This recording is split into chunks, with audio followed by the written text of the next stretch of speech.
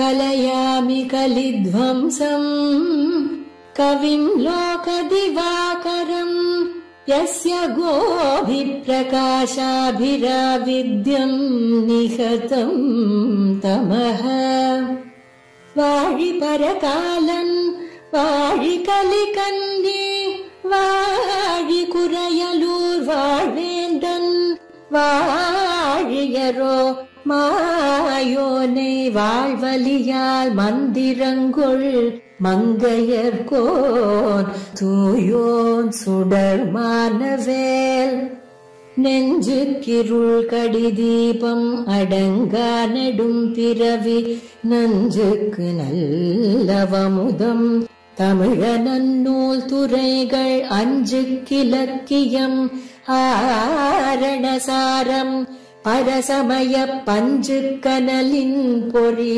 பரகாலன் பனுவல்களே எங்கள் கதியே இராமானுசமுனியே சங்கை கெடுத்தாண்ட தவராசா பொங்கு புகழ் மங்கையர் கோனீந்த மறையாயிரமனைத்தும் தங்கு மனம் நீ எனக்கு தா.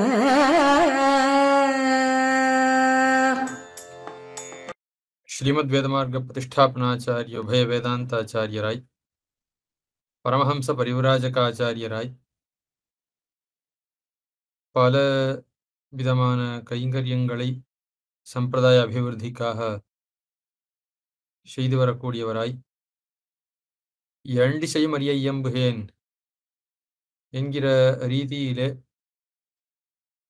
பல திக்குகளிலும் எம்பெருமானாருடைய திருமேனியை பிரதிஷ்டை செய்து ஆச்சாரிய பிரபாவத்தை வெளியிடக்கூடிய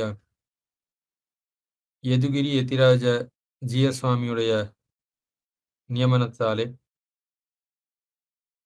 திவ்ய பிரபந்ததாரா என்கிற ஒரு உபன்யாச தொடர் நிகழ்ச்சியை நடத்த வேணும் என்று சுவாமிக்கும் எம்ஓபி சேரிட்டிஸ் என்கிற அமைப்பை நிகழ்த்தக்கூடிய சுவாமிகளுக்கும் இருக்கக்கூடிய ஒரு திருவுள்ளத்தை அனுசரித்து இவர்களுடைய நியமனத்தை அனுசரித்து பெரிய திருமொழியிலே 5ஆம் பத்திலே 3ஆம் திருமொழியாக இருக்கக்கூடிய வெண்ணிமாமழுவேந்திங்கிற திருமொழியினுடைய அர்த்தத்தை அவகாசானுகுணமாக விண்ணப்பிக்கிறேன். கீழே அடியேன் உள்ளம் உருகப் புகுந்த ஒருவர் ஊர் போல் என்று தம்முடைய திருவுள்ளத்துக்குள்ளே எம்பெருமான் புகுந்திருந்தான். அவன் தமக்கு உபகரித்தான்கிற அனுசந்தானத்தாலே மகிழ்ந்திருந்தார். ஆனா பெருமான் ஹிருதயத்துல வசித்தால் மட்டும் போதாதே, பெருமான் வசித்ததனுடைய பிரயோஜனத்தை ஆழ்வார் அனுபவிக்க வேணும், பெற வேணும். எம்பெருமான் செய்யக்கூடிய எந்த காரியத்துக்கும் பிரயோஜனம் என்ன?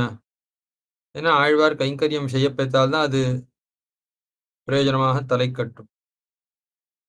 அப்பொழுதுதான் ஆழ்வாருக்கு பேறு பெற்றா போலே தோத்தும். ஆக தம்முடைய சொரூபம் சேஷத்துவம், எம்பெருமானுக்கு அடிமை செய்தல் தமக்கு சொரூபம் என்னால் அதுக்கு சேர அவ்வடிமையை செய்ய பெற்றால்தான் ஆழ்வாருக்கு திருப்தி ஏற்படும். அந்த திருப்தி ஏற்படவில்லை ஆழ்வாருக்கு. ஆகையாலே ஆழ்வார் எம்பெருமான் திருவுள்ளத்திலே இருக்க பெற்றானே, எம்பெருமான் என்னுடைய ஹிருதயத்திலே இருக்கும்படியாக நான் அப்படிப்பட்ட ஒரு பாக்கியத்தை பெற்றேனேன்னு மகிழாமல் ஆழ்வாருக்கு சரி இருந்தா ஆனா பிரயோஜனம் இல்லையேன்னு அந்த வருத்தம் தான் மிக்க இருக்கிறது. எம்பெருமான் ஒண்ணுமே செய்யவில்லை நமக்கு. ஏன்னா சம்சாரிகளைப் போல உண்டுடுத்து திரியலாம், சுகமாக சொஸ்தமாக இருக்கலாம். அல்லது நித்தியர்களுக்கும் முக்தர்களுக்கும் செய்தா போல பூர்ணமாக செய்தாலாவது அப்பொழுதும் சந்தோஷலாக நன்னா ரசோவை சகாங்கிற எம்பெருமானை அனுபவித்து நன்னாக ஆனந்தத்திலே பரமபதத்திலே ஈரலின்பம் இன்னும் முடிவில்லாத இன்ப வெள்ளம் அந்தமில் பேரின்பத் தடியரோடு இருந்தவைன்னு அப்படி ஆழ இழிந்து அனுபவித்து அமிர்தசாகராந்தர் நிமக்ன சர்வாவயவகான் எம்பெருமானார் அருளி செய்யும் கணக்கிலே அப்படி மகிழ்ந்திருக்கலாம். ஆனா அதுக்கும் வழியில இன்னும் ஆழ்வார் பிரகிருதி மண்டலத்துல தான் இருக்கார். சரி, பிரகிருதி மண்டலத்துல இருக்க செய்தே இங்கேயாவது கைங்கரியத்தை கொடுத்தாலாவது ஆழ்வாருக்கு திருப்தி இருக்கும். அதுவும் இல்லை. ஆக என்ன சம்சாரிகளை காட்டிலும் ஒரு வாசி உண்டாம்படியாக உன்னை எல்லாம் அறியாதபடியாக நீ செய்தருளினாய். அத்த நான் இல்லைன்னு சொல்லல. ஆனா அப்படி செய்ததுக்கு பிரயோஜனம் நான் உனக்கு சேஷன்னு அறிந்த அந்த ஞானத்துக்கு பிரயோஜனம் என்ன? உனக்கு கைங்கரியம் செய்ய பெறுதல் தான். அந்த கைங்கரியத்தை கொடுத்தருள வேணும் அப்படின்னு உன்னை அடைவதற்கு தடையான பாப்பங்களை எல்லாம் போக்கி உன் திருவடிகளில் கைங்கரியத்தை கொடுத்தருள வேணும். அதுக்கு தேவையாக அடியனுக்கு கிருப்பை பண்ணி அருள வேணும் என்று பிரார்த்திக்கிறார். ஆழ்வார் உண்டிட்டாய் இனி உண்டொழியாய்னு பிரார்த்திச்சார். நீ ஆரம்பித்த காரியத்தை குறைவர தலை கட்ட வேணும். நம்மாழ்வார் பிரார்த்திச்சா போல இவரும் பிரார்த்திக்கிறார். நீ என்னை அனுபவிக்க தொடங்கினாய், தொடங்கின அனுபவத்தை முழுவதுமாக நிறைவேற்ற வேணும் என ஆழ்வார் ஆசைப்பட்டா போல இவரும் ஆரம்பித்த அந்த காரியத்தினுடைய பலத்தை பூர்ணமாக நீ கொடுக்க வேணும் என்று பிரார்த்திக்கிறார்.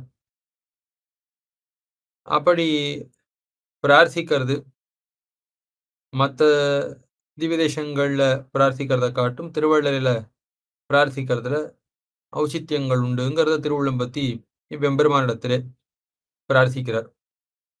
ஏனென்றால் இவ்வெம்பெருமான் பலருக்கும் பலவிதமான பலங்களை கொடுத்தவன் என்று ஸ்வேதகிரி மகாத்மியம் தெளிவாக காட்டுகிறது.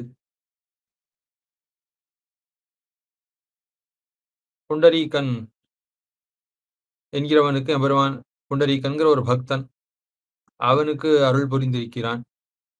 சிபி சக்கரவர்த்திக்கு எம்பெருமான் அனுகிரகம் செய்திருக்கிறான். ராஜாக்களுக்கு முக்கியமாக தேவர்கள் எல்லாருக்கும் பலத்தை கொடுத்திருக்கிறான். தேவர்கள் எல்லாரும் இங்கே திருவள்ளரிலே எம்பெருமானை ஆராதித்து சித்தியை பெற்றார்கள். தாங்கள் தாங்கள் விரும்பின பலத்தை எல்லாம் தாங்கள் தாங்கள் விரும்பின பதவிகள் இந்த ஸ்தானங்களை எல்லாம் பெற்றார்கள் என்று சொல்லப்படுறது. எம்பெருமானவன் பிரீதோஸ்மி தவ ராஜர்ஷே எதிச்சசி ததாமி தத்து என்று நீ என்ன கேட்கிறாயோ அதை தருகிறேன் என்று சிபி சக்கரவர்த்தியினிடத்துல பிரார்த்திக்கிறான். அவன் தபசு செய்ய சிபி சக்கரவர்த்தியினிடத்துல எம்பெருமானவன் நீ என்ன வேணும்னு கேள், நீ கேட்கறதெல்லாம் தருகிறேன் எம்பெருமான் அவனிடத்திலே சொல்ல அவன் தேவரி இவ்விடத்திலே நித்திய சந்நிதியை செய்தருள வேணும்னு பிரார்த்திக்க அவனுக்காக எம்பெருமான் இங்க வந்து சந்நிதி பண்ணினான்னு சரித்திரம். ஆக அப்படி அந்த சிபி சக்கரவர்த்திங்கிற ராஜாவுக்கு எம்பெருமான் அனுகிரகம் செய்தான். அதுக்கு மேலே புண்டரீகன்கிற ஒரு யோகி அவர் எப்போதும் எம்பெருமானை நினைத்து கொண்டிருப்பர். எம்பெருமானை காட்டிலும் எம்பெருமானுடைய திருத்துழாயினிடத்திலே மிகுந்த பக்தி வாய்ந்தவர். ஆகையாலே அவர் அந்த எம்பெருமானையும் திருத்துழாயையும் ஆராதிக்க அத்தாலே மகிழ்ந்த எம்பெருமான் ஒரு நாள் சேவை சாதிச்சு யத்யதிச்சசி தர்மஜ்ஞ ததாமி தவ சூரத கச்சயோகீந்திர சௌமியத்துவம் புண்டரீக பரம்பதம் ஏன்னா நீ என்ன கேட்டாயோ அது எல்லாத்தையும் தருவேன்னு சொல்லி எம்பெருமான் அனுகிரகம் பண்ண உடனே புண்டரீகர் எனக்கு ஞானம் பெருசா கிடையாது, எனக்கு எது நல்லது எது தீயதுங்கிறத ஆராயிற அளவுக்கு விவேகம் எனக்கு கிடையாது. ஆகையால எனக்கு இருக்கிறதுக்குள்ள எது ஹிதமோ அத்தனையே செய்தொள்ள வேணும். எனக்கு எது நல்லதுன்னு உனக்கு தான் தெரியும். ஆகையால அத்தை நீ செய்ய வேணும் என பிரார்த்திக்க உடனே எம்பெருமான் கச்சயோகீந்திர சௌமியத்துவம் புண்டரீக பரம்பதம் என்ன பரமபதத்தை சென்றடைதல் தான் உனக்கு இருக்கிறதுக்குள்ளே பெரிய புருஷார்த்தம், அத்தை நான் தருகிறேன் எம்பெருமான் அனுகிரகித்து. அத்தோட நில்லாமல் துவத்வம்ஷ்யாச்ச பவந்த்வத்ர ஸ்வேதாத்ரௌ மம கிங்கராக உன்னுடைய பரம்பரையில பிறந்தவர்களால் எல்லாரும் எனக்கு திருவள்ளரில கைங்கரியம் செய்யக்கூடியவர்களாக மாலா கைங்கரியத்தை செய்யக்கூடியவர்களாக ஆவர்கள் என்ன இவன் கேளாதிருக்க செய்தேயே இவனுடைய வம்சத்தை சார்ந்தவர்களுக்கும் அந்த கைங்கரியத்தை திருவள்ளரிலே புஷ்ப கைங்கரியத்தை பெருமான் மாலா கைங்கரியத்தை நித்தியமாக அவள் பெறும்படியாக கொடுத்தான் என்னும் அது என்னைக்கோ நடந்த சரித்திரம் மட்டுமல்லாமல் இந்த புராணத்தை சொல்லக்கூடிய மகர்ஷிகள் அவர்களுடைய காலத்திலேயும் இந்த சரித்திரம் தொடர்ந்து நடைபெற்று வருகிறது. எனக்கு அச்சர் பிருகுங்கிற மகர்ஷிகள் அவர்களுடைய காலத்திலும் இந்த சரித்திரம் நடந்து வருகிறதுன்னு அத்தியாபின்னு அவர்கள் சொல்லுகிறார்கள். அவர்கள் எப்போதும் இந்த கைங்கரியத்தை பெற்று வருகிறார்கள் என்ன. ஆக அப்படி அந்த புண்டரீகனுக்கு வேண்டிய வரத்தை கொடுத்து அவனுடைய வம்சத்தை சார்ந்தவர்களுக்கு அவனுடைய வழியிலே வந்தவர்களுக்கு நீயாக நித்திய கைங்கரியத்தை கொடுத்தாய். அப்படி இருக்க செய்தே நாம் கைங்கரியத்தை பிரார்த்திக்கிறேன், எனக்கு கொடுக்கலாகாதாங்கிற திருவுள்ளத்தாலே ஆழ்வார் இவ்வெம்பெருமானிடத்திலே பிரார்த்திக்கிறார். மேலும் சிவி சக்கரவர்த்திக்கு எம்பெருமான் அனுகிரகம் செய்திருக்கிறான். ஆவிர்பாவம் கரிஷ்யாமி தத்ரத்தே பிராப்சியதே பலம் என்று பிராட்டிக்கு நீ கேட்ட பலத்தை நான் சிவி சக்கரவர்த்திக்காக திருவள்ளலில நான் சேவை சாதிக்க போறேன், அவ்விடத்திலே உனக்கு ஆதிபத்தியத்தை தருகிறேன் என்று பிராட்டிக்கும் திருவள்ளில வசித்து உன்னுடைய பலத்தை தருவேன் எம்பெருமான் அனுகிரகித்திருக்கிறான். ஆக இந்த ஸ்தானம், இந்த ஸ்தலம்ங்கிறது அவரவர்கள் விரும்பின பலத்தை கொடுப்பதற்காக எம்பெருமான் சேவை சாதிக்கக்கூடிய ஒரு ஸ்தானம். ஆக அப்படி இங்கே நீ நித்தியவாசம் பண்ணுவதற்கு பிரயோஜனம் நான் விரும்பின கைங்கரியத்தை கொடுத்தல் தானேங்கிற திருவுள்ளத்தாலே ஆழ்வார் இவ்வெம்பெருமானிடத்திலே பிரார்த்திக்கிறார்.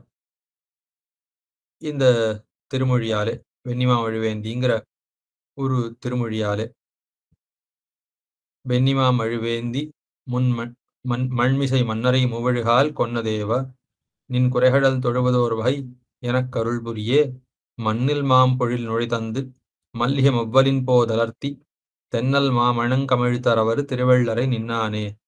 இது முதற்பாட்டு. வெண்ணிமா மழுவேந்தி ஏன்னா பரசுராம ஆழ்வான் ஏந்தி இருக்கக்கூடிய மழு இருக்கே அது வெற்றி கொண்டல்லது அல்லது மீளாது. அப்படிப்பட்ட ஒரு ஜெயத்தோட வியாப்தமாக இருக்கும்படியான ஒரு மழு, ஜெயத்தையே தரக்கூடிய ஒரு மழு என்ன சீயற்படியில இவ்விடத்திலே அர்த்தம் சொல்லப்பட்டிருக்கு. பரசுங்கிற ஒரு ஆயுதம் பூமிக்கு ராஜாக்களாலே கிளேஷம் உண்டாக அந்த கிளேஷத்தை எல்லாம் எம்பெருமான் போக்கினான் என்று பரசுராம அவதார சரித்திரம். ஆழ்வார் கேட்கிறார், ராஜாக்களை எல்லாம் கொல்வதற்கு அந்த மழுங்கிற பரசுங்கிற கோடரியை ஏந்தி 21 ராஜாக்களை தலைமுறையாக அப்படி 21 படிக்கால் அப்படி கொல்ல வேணும். அப்படி சிரமப்பட்டு யுத்தம் செய்து பூமிக்கு அவர்களாலே வந்த ஆபத்தெல்லாம் போக்கடிக்க வேணும். என்னுடைய கைங்கரிய விரோதியை போக்கி எனக்கு கைங்கரியம் தரத்துக்கு அப்படி ஏதாவது ஆயுதம் ஏந்தி கட்டப்பட வேணுமா? நீ நினைத்த மாத்திரத்தில் என்னுடைய விரோதிகள் எல்லாம் போகாதா? எனக்கு கைங்கரியம் நினைத்த மாத்திரத்தில் கிடைக்காதா? சங்கல்பிக்கலாகாதாங்கிற ஒரு திருவுள்ளத்தாலே இந்த சரித்திரத்தை அருளி செய்கிறாராம் ஆழ்வார். வெண்ணிமா மழுவேந்தி முன் மண்மிசை. ஆழ்வார் பரசுராம அவதார காலத்துக்கு பிற்பட்டவர்னு பிரசித்தம். அப்படி இருக்க செய்தே முன்னு எதற்காக சொல்கிறார்? ஏன்னா என்னமோ இன்னைக்கு எனக்காக ஒரு விரோதியை போக்கடிக்க சொல்றேனா, உனக்கு விரோதி நிவர்த்தன சாமர்த்தியம் இல்ல, எனக்காக புதுசா நீ இந்த சாமர்த்தியத்தை சம்பாதித்து கொண்டு வான்னு பிரார்த்திக்கிறேனா இல்லையே. உனக்கு ஏற்கனவே இந்த சாமர்த்தியம் இருக்கோ இல்லையோ, அவரவர்களுடைய விரோதிகளை போக்கக்கூடிய சாமர்த்தியம், அந்த சக்திங்கிறது உனக்கு புதுசா உண்டாக வேண்டாவே, ஏற்கனவே அந்த சாமர்த்தியம் உனக்கு இருக்குன்னு முன்னு சொல்றான். முன்னாடியே இந்த மாதிரி விரோதிகள் எல்லாம் போக்கியிருக்காயோ இல்லையோ, அதே போல என்னுடைய விரோதியை போக்க வேணுங்கிற திருவுள்ளத்தாலே ஆழ்வார் பிரார்த்திக்கிறாராம் எம்பெருமானிடத்திலே. வெண்ணிமா மழுவேந்தினா அந்த மழுக்கு என்ன சுபாவம்னா வெற்றி மட்டும்தான் கிடைக்கும். அதுக்கு அதை கையில வைத்துக் கொண்டிருக்கக்கூடியவனுக்கு தோல்வி ஒரு நாளும் ஏற்படாதான். வெற்றியை மட்டுமே கொடுக்க வல்ல ஒரு மழு. அயால பரசுராம ஆழ்வான் அத்தவை வைத்துக் கொண்டு யுத்தம் செய்ய வேணும்னு தேவையில்லை. யாரோ ஒருத்தன் கையில அந்த மழுவை ஏந்தினாலும் போறோம், அவனுக்கும் அது ஜெயத்தை மட்டும்தான் கொடுக்குமே ஒழிய மத்தொன்னையும் கொடுக்காது, தோல்வியை ஒரு நாளும் கொடுக்காது.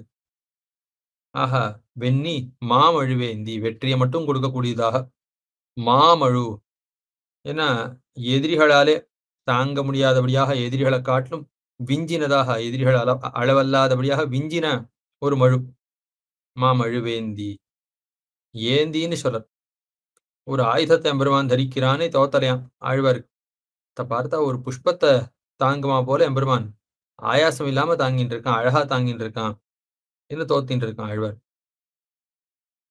வெண்ணிமா மழுவேந்தி முன் மண்மிசை, மண்மிசைனா பூமியில, மன்னரை மூவழுகால் கொன்னதேவா 21 படிகால் எல்லாரையும் துஷ்ட ராஜாக்கள், ரொம்ப அகங்காரம் நிறைந்தவர்களாக பலவிதமான ஹிம்சைகளை உண்டாக்கக்கூடிய ராஜாக்கள், அவர்களை எம்பெருமான் கொன்னு பூமிக்கு ஏற்பட்ட பாரத்தை எல்லாம் போக்கடித்தான். மூவழுக்கால் கொன்னான்னு சொன்னார். மேல ஆழ்வார் அருளி செய்கிறார் தேவான்னு சொன்னார். தேவான விளங்கக்கூடியவன், ஒளிவிடக்கூடியவன், புகரை உடையவன் அப்படின்னு அர்த்தம். இவ்விடத்திலே ஆழ்வார் எதற்காக எம்பெருமானுடைய ஒளியைச் சொல்கிறார்? ஏன்னா மூவிழ்கால் கொன்னானா, கொன்னவாறே தேவனாக ஆனான். அதாவது விரோதிகளை போக்கடித்த பிறகு எம்பெருமானுக்கு சந்தோஷம் ஏற்படுது. அந்த சந்தோஷத்தை பார்த்தா இது என்னமோ மற்றவர்களுடைய விரோதியை போக்கி பூமியுடைய விரோதியையோ அல்லது சாதுக்களுடைய விரோதிகளையோ மக்களுடைய விரோதியோ போக்கி எம்பெருமான் மகிழ்ந்தா போல தோத்தலையாம். தன்னுடைய விரோதியை போக்கினா தனக்கு எவ்வளவு சந்தோஷம் உண்டாகுமோ, தனக்கு ஒரு கட்டம் நீங்கினா அவனுக்கு எப்படி ஒரு சந்தோஷம் உண்டாகுமோ அதே போல எம்பெருமானவன் அப்படி மகிழ்கிறான். ஆரோ ஒருத்தருக்கு ஒரு கஷ்டம் வந்து நீங்கினால் அது தன்னுடைய கஷ்டம் வந்து நீங்கினா போல எம்பெருமான் மகிழ்வனா. தனக்கு ஒரு சந்தோஷம் உண்டானா எப்படி மகிழ்வனோ அத்த போல எம்பெருமானவன் மகிழ்கிறான். அவர்கள் மகிழ்வதை காட்டிலும் சக்கரவர்த்தி திருமகனுக்கு என்ன ஒரு சுபாவம்? என்ன உற்சவேஷு சர்வேஷு பிதேவ பரிதுஷ்யதி என்ன யார் யாரோ கிரகங்கள்ல அயோத்தியில் இருக்கக்கூடியவர்கள் ஆறாரோ கிரகங்கள் ஏதோ விவாகம் முதலானவைகள் நடக்கிறது. அது நடந்தா தாம் பிள்ளைக்கு விவாகம்னா தகப்பனாருக்கு எவ்வளவு சந்தோஷம் இருக்குமோ அத்த போல பெருமாள் மகிழ்கிறாராம். ஆக மற்றவர்களுக்கு வரக்கூடிய சந்தோஷத்தை தமக்கு வந்ததாகவும் மற்றவர்களுடைய துக்கத்தை தமக்கு வந்த துக்கமாகவும் திருவிழம்பத்தோடு பெருமாள் வியசனேஷு மனுஷியானாம் பிருஷம் பவதி துக்கிதா என்று சொல்லப்படுது.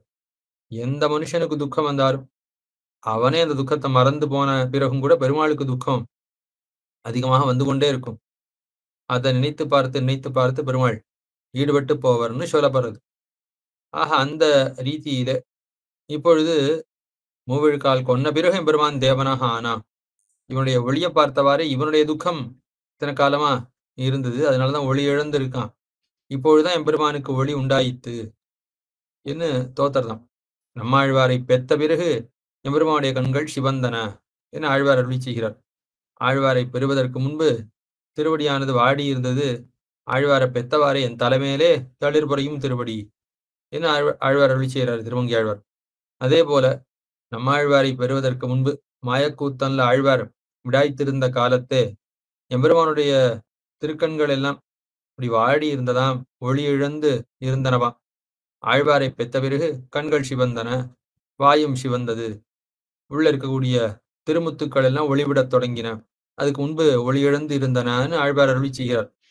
அந்த ரீதியிலே மூவிழுக்கால் கொன்ன பிறகு எம்பெருமான் தேவனாக ஆனாம். கிருதகிருத்தியஸ்ததா ராமஹ விஜ்வர பிரமமோதஹ என்று பீஷணாழ்வானுக்கு பட்டாபிஷேகம் செய்து வைத்து அவன் ராஜ்யத்தை இசைந்த பிறகுதான் பெருமாளுக்கு சந்தோஷம் உண்டாயித்தான், ஜுவரமெல்லாம் நீங்கித்தான். இவன் ராஜ்யத்தை பரதாழ்வான் ராஜ்யம் ஆண்டான்னு சொன்னா போல இவனு ராஜ்யம் ஆண்டான்னு சொன்னா என்ன செய்வதுன்னு பெருமாளுக்கு ஒரு பெரிய கவலை, பெரிய வருத்தம் இருந்தது. இவன் ராஜ்யத்தை இசைந்தபடியாலே பெருமாளுக்கு இருந்த வருத்தம் எல்லாம் நீங்கித்து என்று வால்மீகி பகவான் தெரிவிக்கிறார். சரி, மூவிழுக்கால் கொன்ன தேவனாத்தான் இருந்தேன், இப்போ உமக்கு என்ன வேணும்? அதெல்லாம் நான் அன்னைக்கு ஏதோ ஒரு நாள் பண்ணேன், இன்னைக்கு உமக்கு என்ன செய்ய வேணும்னு எம்பெருமான் காட்டானான். உடனே ஆழ்வார் சொன்னார், நின் குறைகழல் தொழுவதோர் வகை என கருள் புரியே. குறைகழல் ஆபரணங்கள்னால அலங்கரிக்கப்பட்ட நூப்புறம் முதலானவைகள்னால அலங்கரிக்கப்பட்ட உன்னுடைய திருவடி, அந்த திருவடியை நான் அடிமை செய்ய வேணும், திருவடிக்கு நான் அடிமை செய்ய வேணும் என்று பிரார்த்திக்கிறார். குறைகழல் ஏன்னா அந்த ஆபரணங்களுடைய ஒலியாலே திருவடியில எப்போதும் அந்த ஒலி கேட்டுக்கொண்டே இருக்கு திருவடி அருகே. ஆக திருவடியில் அந்த ஆபரணங்களுடைய அழகும் சேர்ந்திருக்கிறது, அவைகளுடைய ஒலியும் எப்போதும் திருவடி அருகே கேட்கிறது. அப்படிப்பட்ட திருவடிகள். அந்த குறைகழல் தொழுவதோர் வகை, என்னுடைய சொரூபத்துக்கு சேர நான் உனக்கு கைங்கரியம் பண்ணும்படியாக நீ எனக்கு ஒரு கிருபையை பண்ணி அருள வேணும் என்று பிரார்த்திக்கிறார். அருள் புரியே என்று. மண்ணில் மாம் பொழில் நுழைதந்து மல்லிகை மொவ்வரின் போதலர்த்தி. அந்த ஊர்ல இருக்கக்கூடிய வஸ்துக்கள்லாம் எப்படி இருக்கு? ஏன்னா மற்றவர்களுக்காகத்தான் இருக்கு. ஒரு பொழிலா இருக்கட்டும், ஒரு காற்றா இருக்கட்டும், எதுவா இருந்தாலும் மற்றவர்களுக்காகத்தான் இருக்கு. ஆகையாலே அந்த பதார்த்தங்கள் எல்லாம் பொழில இருக்கக்கூடிய மரமா இருக்கட்டும், கொடிகளா இருக்கட்டும், அவைகள்லேருந்து வரக்கூடிய காற்றா இருக்கட்டும், எல்லாமே மற்றவர்களுக்கு சந்தோஷத்தை, சுகத்தை தரக்கூடியவைகளாக இருக்கின்றன. என்ன அருளி செய்கிறாராம். அதே போலத்தான் எம்பெருமானும் மத்தவர்களுக்காகவே இருக்கக்கூடியவன். எப்படி காற்று வீசுறதுன்னா, காத்து வீசுறதுனால காத்துக்கு ஏதாவது லாபமான்னா ஒண்ணும் இல்ல. மற்றவர்களுக்கு சுகம் உண்டாவதற்காக காத்து வீசுகிறது. ஒரு பொழிலானது மத்தவர்களுக்கு நிழலும் குளிர்ச்சியும் ஏற்படுவதற்காக இருக்கிறது. அதே போலத்தான் மரமும். அத போலத்தான் இந்த புண்டரீகாட்சன் செந்தாமரை கண்ணனும் மத்தவர்களுக்காகத்தான் இவ்விடத்திலே வாசம் பண்ணுகிறான். நித்திய வாசம் பண்ணுகிறான். பிறரை ரட்சிப்பதற்காக. சதுர்வர்க்க பலம் நிருணாம் ததாதி சுமஹத் விபு என்று ஸ்வேதகிரி மகாத்மியம் தெரிவிக்கிறது. ஆக அவரவர்கள் விரும்பின பலத்தை எல்லாம் கொடுத்து அவரவர்களை வாழ்விப்பதற்காக எம்பெருமான் இங்கே நித்தியவாசம் பண்ணுகிறான் என்று சொல்லப்பட்டிருக்கு. மண்ணில் மாம்பொழில்.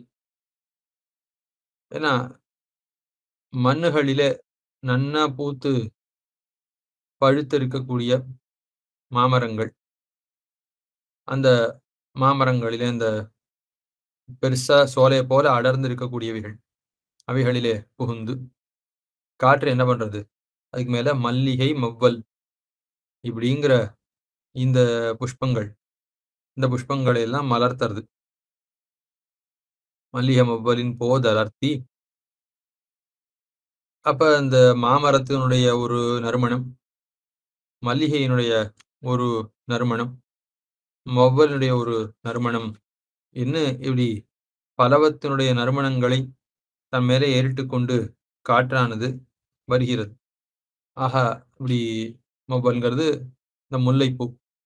முல்லை என்ன, மல்லிகை என்ன, மாமரத்தினுடைய நறுமணம் என்ன, இவைகள் எல்லாவற்றையும் எடுத்துக்கொண்டு இந்த காற்றானது வருகிறது. தென்னல் மாமணம் கமழ்த்தரவரு. மிகுந்த ஒரு நறுமணத்தோட வந்து தென்றலானது வீசுகிறது. அப்படிப்பட்ட திருவள்ளரிலே இருக்கக்கூடியவன். தென்னல் மாமணம் கமழ்த்தரவரு. தானே காத்து வருகிறதாம். அந்த ஊர்ல இருக்கக்கூடியவர்கள் எந்த ஒரு லாபத்துக்கும் இருந்த இடத்தை விட்டு அசைய வேண்டாவான். காத்து தானே வந்து இவர்களை ரட்சிக்கும். அதே போல எம்பெருமானவன் தானே இவர்கள் இருந்த விடத்தை வந்து ரட்சிக்கக்கூடிய சுபாவத்தை உடையவன். காற்று, குளிர்த்தி, நறுமணம் இவைகள் எல்லாம் உடையதாக இருக்கு. மென்மை இவைகள்லாம் உடையதா இருக்கு. அத போல எம்பெருமானும் எல்லாருக்கும் எல்லா விதமான சௌக்கியத்தையும் கொடுக்கக்கூடியவனாக அவ்விடத்தை நித்தியவாசம் பண்ணுகிறான். ஆழ்வாருக்கு திருவுள்ளத்திலே ஓடக்கூடிய ஒரு கருத்து. இப்படி நார்ச்சந்தியில இருக்கக்கூடிய மண்ணில் மாம்பொழில்னா பாட்டுல இருக்கிறபடியே நார்ச்சந்தியில இருக்கக்கூடிய மாம்பொழில் என்ன பெரியவாச்சான் பிள்ளையினுடைய வியாக்கியானம் அமைந்திருக்கிறது. அப்படி அல்லாமல் சீயர்படியிலே மாம்பொழில்ல இருக்கக்கூடிய தென்னல் முதல்ல மாஞ்சோலையில புகுந்து அதுக்கு மேல மல்லிகை அத மொட்டை அவிழ்த்து, மல்லிகை என்ன முல்லை என்ன இவைகள்ல இருக்கக்கூடிய அந்த நறுமணங்களை எல்லாம் எடுத்துக்கொண்டு தென்னலானது மண்ணில் நுழைத்தந்துன்னு இப்படி வியாக்கியானம் பண்றார் சீயர்படியில. அதாவது வெளியில ஊருக்கு வெளியில இருக்கக்கூடிய சோலையில இருக்கக்கூடிய நறுமணங்களை எல்லாம் எடுத்துக்கொண்டு வந்து தென்னலானது ஊருக்குள்ள இருக்கக்கூடிய மன்றுன்னா நார்ச்சந்தி, 4 பேர் சேர இடம், 4 தெருக்கள் சேரக்கூடிய இடம். அந்த நார்ச்சந்தியிலே அது பெருசா மனத்தை வீசும்படியா இருக்கிறது என்ன இப்படி அவருடைய வியாக்கியானம் அமைந்திருக்கிறது. திருவள்ளரை தென்னல் திருவள்ளரை காத்துன்னு பிரசித்தம். அது முற்காலங்கள்ல எல்லாம் அவ்வளோ அந்த வைத்திய சாஸ்திராதிகள்லாம் அறிந்தவர்கள் இந்த காத்தே ரொம்ப ஆரோக்கியத்தை கொடுக்கக்கூடியது என்றெல்லாம் சொல்லுவார்கள். அப்படிப்பட்ட இந்த குளிர்ந்த காத்து அது வீசக்கூடிய திருவள்ளரிலே இருக்கக்கூடியவன் எம்பெருமான். அந்த எம்பெருமானே, நீ எனக்கு அருள் புரிய வேணும், உன் திருவடியை தொழுது நான் கைங்கரியம் செய்யும்படியாக எனக்கு அருள் புரிய வேணும் என்று பிரார்த்திக்கிறார். இவ்விடத்திலே ஆழ்வார் பிரார்த்திக்கும் காலத்தே திவ்யதேசத்தை வர்ணிக்கும் காலத்தே எப்படி வர்ணிக்கிறார்? ஏன்னா மாம்பொழில், மல்லிகை, மவ்வல் 3 விதமான நறுமணங்கள், இவைகள் 3னுடைய நறுமணங்களையும் எடுத்துக்கொண்டு காற்றானது வீசுகிறதுன்னு வர்ணிக்கிறார். இதே போலத்தான் ஸ்ரீராமாயணத்துல வர்ணனம் அமைந்திருக்கிறது பத்ம கிஷ்கிந்தா காண்டத்துல. பத்மகேசர சம்சிருஷ்டோ விருக்ஷாந்தர வினிர்கதः நிஸ்வாச இவ வினிஸ்ருதः நிஸ்வாச இவ சீதாயாக வாதிவாயுர் மனோகரஹ என்று ஸ்ரீராமாயணம் சொல்றது. பெருமாள் தெரிவிக்கிறார். காத்து வீசறது. காத்து எப்படி வீசறது? பத்மகேசர சம்சிருஷ்டா, பத்மத்தினுடைய கேசரம், அது தாமரையினுடைய கேசரம், அத்தோடைய மட்டும் அது சம்சர்க்கத்தோடையதா இருக்கு. சம்சிருஷ்டான்னா மேலாக அது தொட்டுன்னு வந்துட்டு இருக்கு. உள்ள இழிந்து சம்ஸ்பிருஷ்டான்னு உள்ள நன்னா தொட்டுன்னு வருதான்னா அப்படி நன்னா உள்ள போகல. அந்த பூவினுடைய உள்ள இறங்கி காற்று அதில் இருக்கக்கூடியவைகள்லாம் எடுத்துக்கொண்டு வருமே. ஆனால் உள்ள இருக்கக்கூடிய அந்த கதகதப்பு, அந்த வெம்மை, அதுவும் சேர்ந்து காத்துக்கு வந்து விடுமா. அகையில காத்து மேலாக இருக்கக்கூடிய துகள்கள், இந்த நறுமணம், மகரந்தம், அதை மட்டும் எடுத்துக்கொண்டு அத்தோட மட்டும் தொட்டுக்கொண்டு எடுத்துக்கொண்டு வருகிறதாம். பத்மகேசர சம்சிருஷ்டா. ஆக பூவிலே அசாரமாக இருக்கக்கூடிய பாகங்களை எல்லாம் தள்ளி சாரமான பாகத்தை மட்டும் எடுத்துக்கொண்டு இது வருகிறது. விருக்ஷாந்தர வினிர்கதா வினிஸ்ருதான்னு பாடம். விருக்ஷாந்தர வினிஸ்ருதா, 2 மரத்துக்கு நடுவுல தங்கி தங்கி வரதான். அதாவது ரொம்ப சுகுமாரமாக இருக்கக்கூடியவர்கள் 4 அடி நடந்தால் கூட அதுக்கு நடுவுல 2 அடி ஒரு இளைப்பாரி அதற்கு பிறகு ஏதாவது பசிக்கு ஏதாவது உண்டு அப்படி நடப்பார்கள். அத போல இது ரொம்ப குளிர்த்திய உடைய காத்து வீசறது. நல்ல நறுமணத்தோட இது வருகிறது. வருங்காலத்தே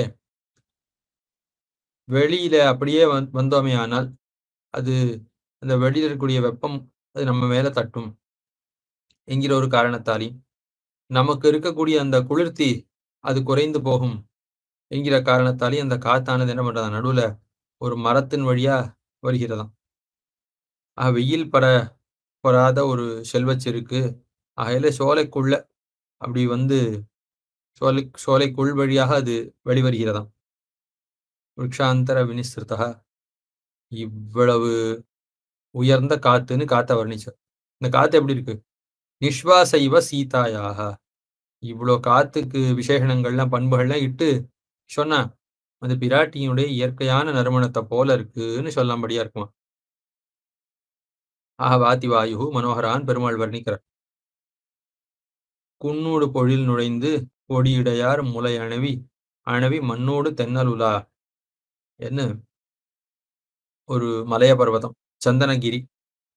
அந்த மலைய பர்வதத்திலே புகுந்து அங்க நுழைந்து அதுக்கு மேலே கொடியிடையார் முலை அணவி, கொடி போன்ற இடையே உடைய பெண்கள், அவர்களுடைய ஸ்தனம்ங்கிற ஒரு மலை. இப்ப அந்த முதல்ல ஒரு மலைக்கு போய் அதற்கு பிறகு இந்த மலைக்குள்ள வருகிறதாம். கொடியிடையார் முலை அணவி என்று ஈத்தோட கலந்து அதற்கு பிறகு மண்ணோடு தென்னலுலா. இப்படி நல்ல நறுமணமுடைய வஸ்துக்கள் நமக்கு கை புகுந்தது, வசப்பட்டது அப்படின்னு அந்த கர்வத்தாலே வெளியில புகுந்து நார்ச்சந்தியில சஞ்சரிக்கிறதாம் காத்து. ஆழ்வார் பெரியாழ்வார் வர்ணிக்கிற காலத்திலையும் சந்தனகிரியினுடைய நறுமணம், ஸ்திரீகள் அலங்கரித்துக் கொண்டிருக்கூடிய குங்குமாதிகளுடைய நறுமணம் எல்லாவற்றையும் எடுத்துக்கொண்டு காத்து வீசுகிறதுன்னு வர்ணித்தார்.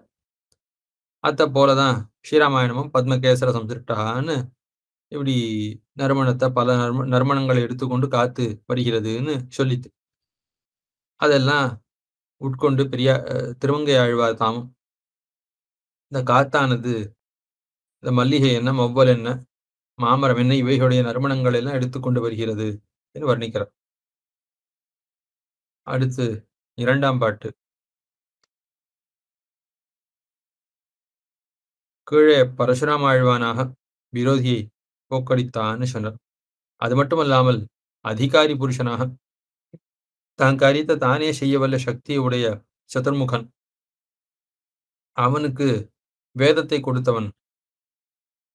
அப்படிப்பட்ட நீ அந்த வேதத்தினுடைய சாரமாக இருக்கக்கூடிய கைங்கரியம், அந்த வேதத்தாலே சொல்லப்படக்கூடிய அர்த்தங்களுக்குள்ளே மிகச் சிறந்ததாக சாரமாக இருக்கக்கூடிய கைங்கரியத்தை எனக்கு கொடுத்தருள வேணும் என்று பிரார்த்திக்கிறார் 2ஆம் பாட்டாலே. வசையில் நான் மறை கெடுத்த அம்மலரையர்க்கு அருளி முன் பரிமுகமாய் இசைகொள் வேதநூல் என் இவை பயந்தவனே எனக் கருள் புரியே. உயர்கொள் மாதவி போதடுலாவிய மாருதம் வீதியின் வாய் திசையெல்லாங் கமழும் பொழில் சூழ் திருவள்ளரை நின்னானே. திசையெல்லாம் என்று இசைக்கு சேரும்னு சில பேர் சொல்லுவார்கள். இருக்கட்டும். வசையில் நான் மறை. மற்ற யாருக்கு வேணாலும் குத்தம் சொல்லலாம். மற்ற எந்த நூலுக்கு வேணாலும் குத்தம் சொல்ல முடியும். ஆனா வேதத்துக்கு ஒரு குறை சொல்ல முடியாது. வசை இல்லாதபடியான வேதம். வேதம் சொல்லியிருக்கிற ஒரு அர்த்தம் தவறா இருக்கு. வேதம் நம்மை மயக்குவதற்காக சொல்லித்து, நம்மை வஞ்சிப்பதற்காக, ஏமாற்றுவதற்காக சொல்லித்துன்னு இப்படி எந்த ஒரு குறையும் சொல்ல இயலாது. வேதம் தான் சொன்ன அர்த்தத்தை தெளிவா சொல்லல. தான் சொன்ன அர்த்தத்தை மாத்தி சொல்லிது. தான் சொல்ல வந்த அர்த்தத்தை சொல்லுவதற்கான சாமர்த்தியம் அதற்கு இல்லை. என்ன போல பிரமம், பிரமாதம், விப்ரலம்பம், அசக்தின்னு சொல்வார்கள். இப்படிப்பட்ட தோஷங்கள் எல்லாம் அற்றதாக வேதம் இருக்கு. வசையில் நான் மறை. அந்த 4 மறையும் எம்பெருமானானவன் கொடுத்தான். அத சதுர்முகனுக்கு எம்பெருமானானவன் இந்த வேதத்தை நீ வைத்துக்கொள் அப்படின்னு சொல்லி கொடுத்தான். கொடுத்த அந்த வேதத்தை இவன் என்ன பண்ணான் அப்படின்னா, அவன் அதை கொண்டு ஜெகத்தை சிருஷ்டிக்கிறான்.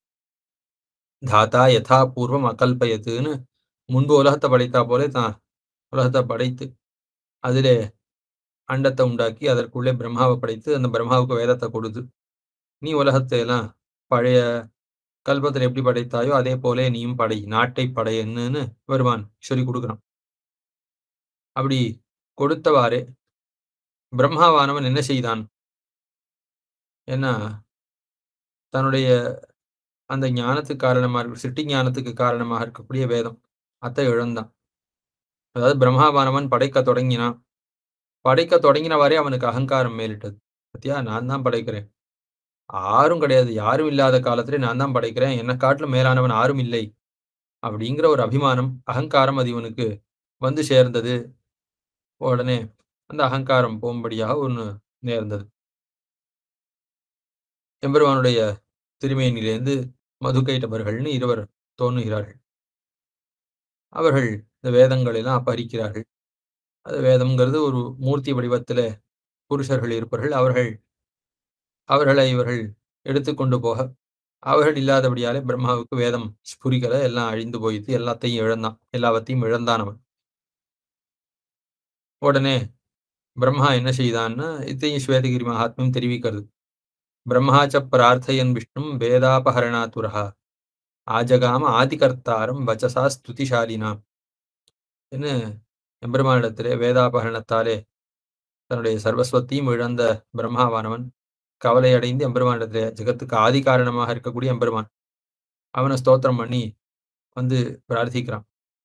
வேதையேவ பரோ தர்மஹா, வேதம் தான் மேலான தர்மம், வேதம் தான் மேலான ஸ்வத்து, வேதம் தான் எனக்கு கண்ணு, வேதம் தான் என்னுடைய சர்வஸ்வம். இந்த வேதம் இல்லாத போது ஒண்ணுமற்றவனாக நான் ஆனபடியால் உலகத்தை படைக்கிற சாமர்த்தியம் எல்லாம் இழந்தேன். ஆகவே அந்த இழந்த வேதத்தை நீர் மீட்டு தர வேணும் என்று பிரசாதம் கர்த்துமர்ஹசின்னு அவன் கேட்க, எம்பெருமானவன் பிரஜாபதி வச்சஸ்ருத்வா சர்வலோகைக்க நாயகா ஆனிய வேதான் தாஸ்யாமி, சர்வலோகத்துக்கும் ஒரே தலைவனாக இருக்கக்கூடிய எம்பெருமான் வேதங்களை மறுபடியும் மீட்டு கொண்டு வந்து கொடுக்கிறேன்னு அவனுக்கு அபயப்பிரதானம் செய்து அந்த மதுகைடவர்களை கொன்னு எம்பெருமானவன் அந்த வேதங்களை மறுபடியும் இடத்துல கொடுத்தான்.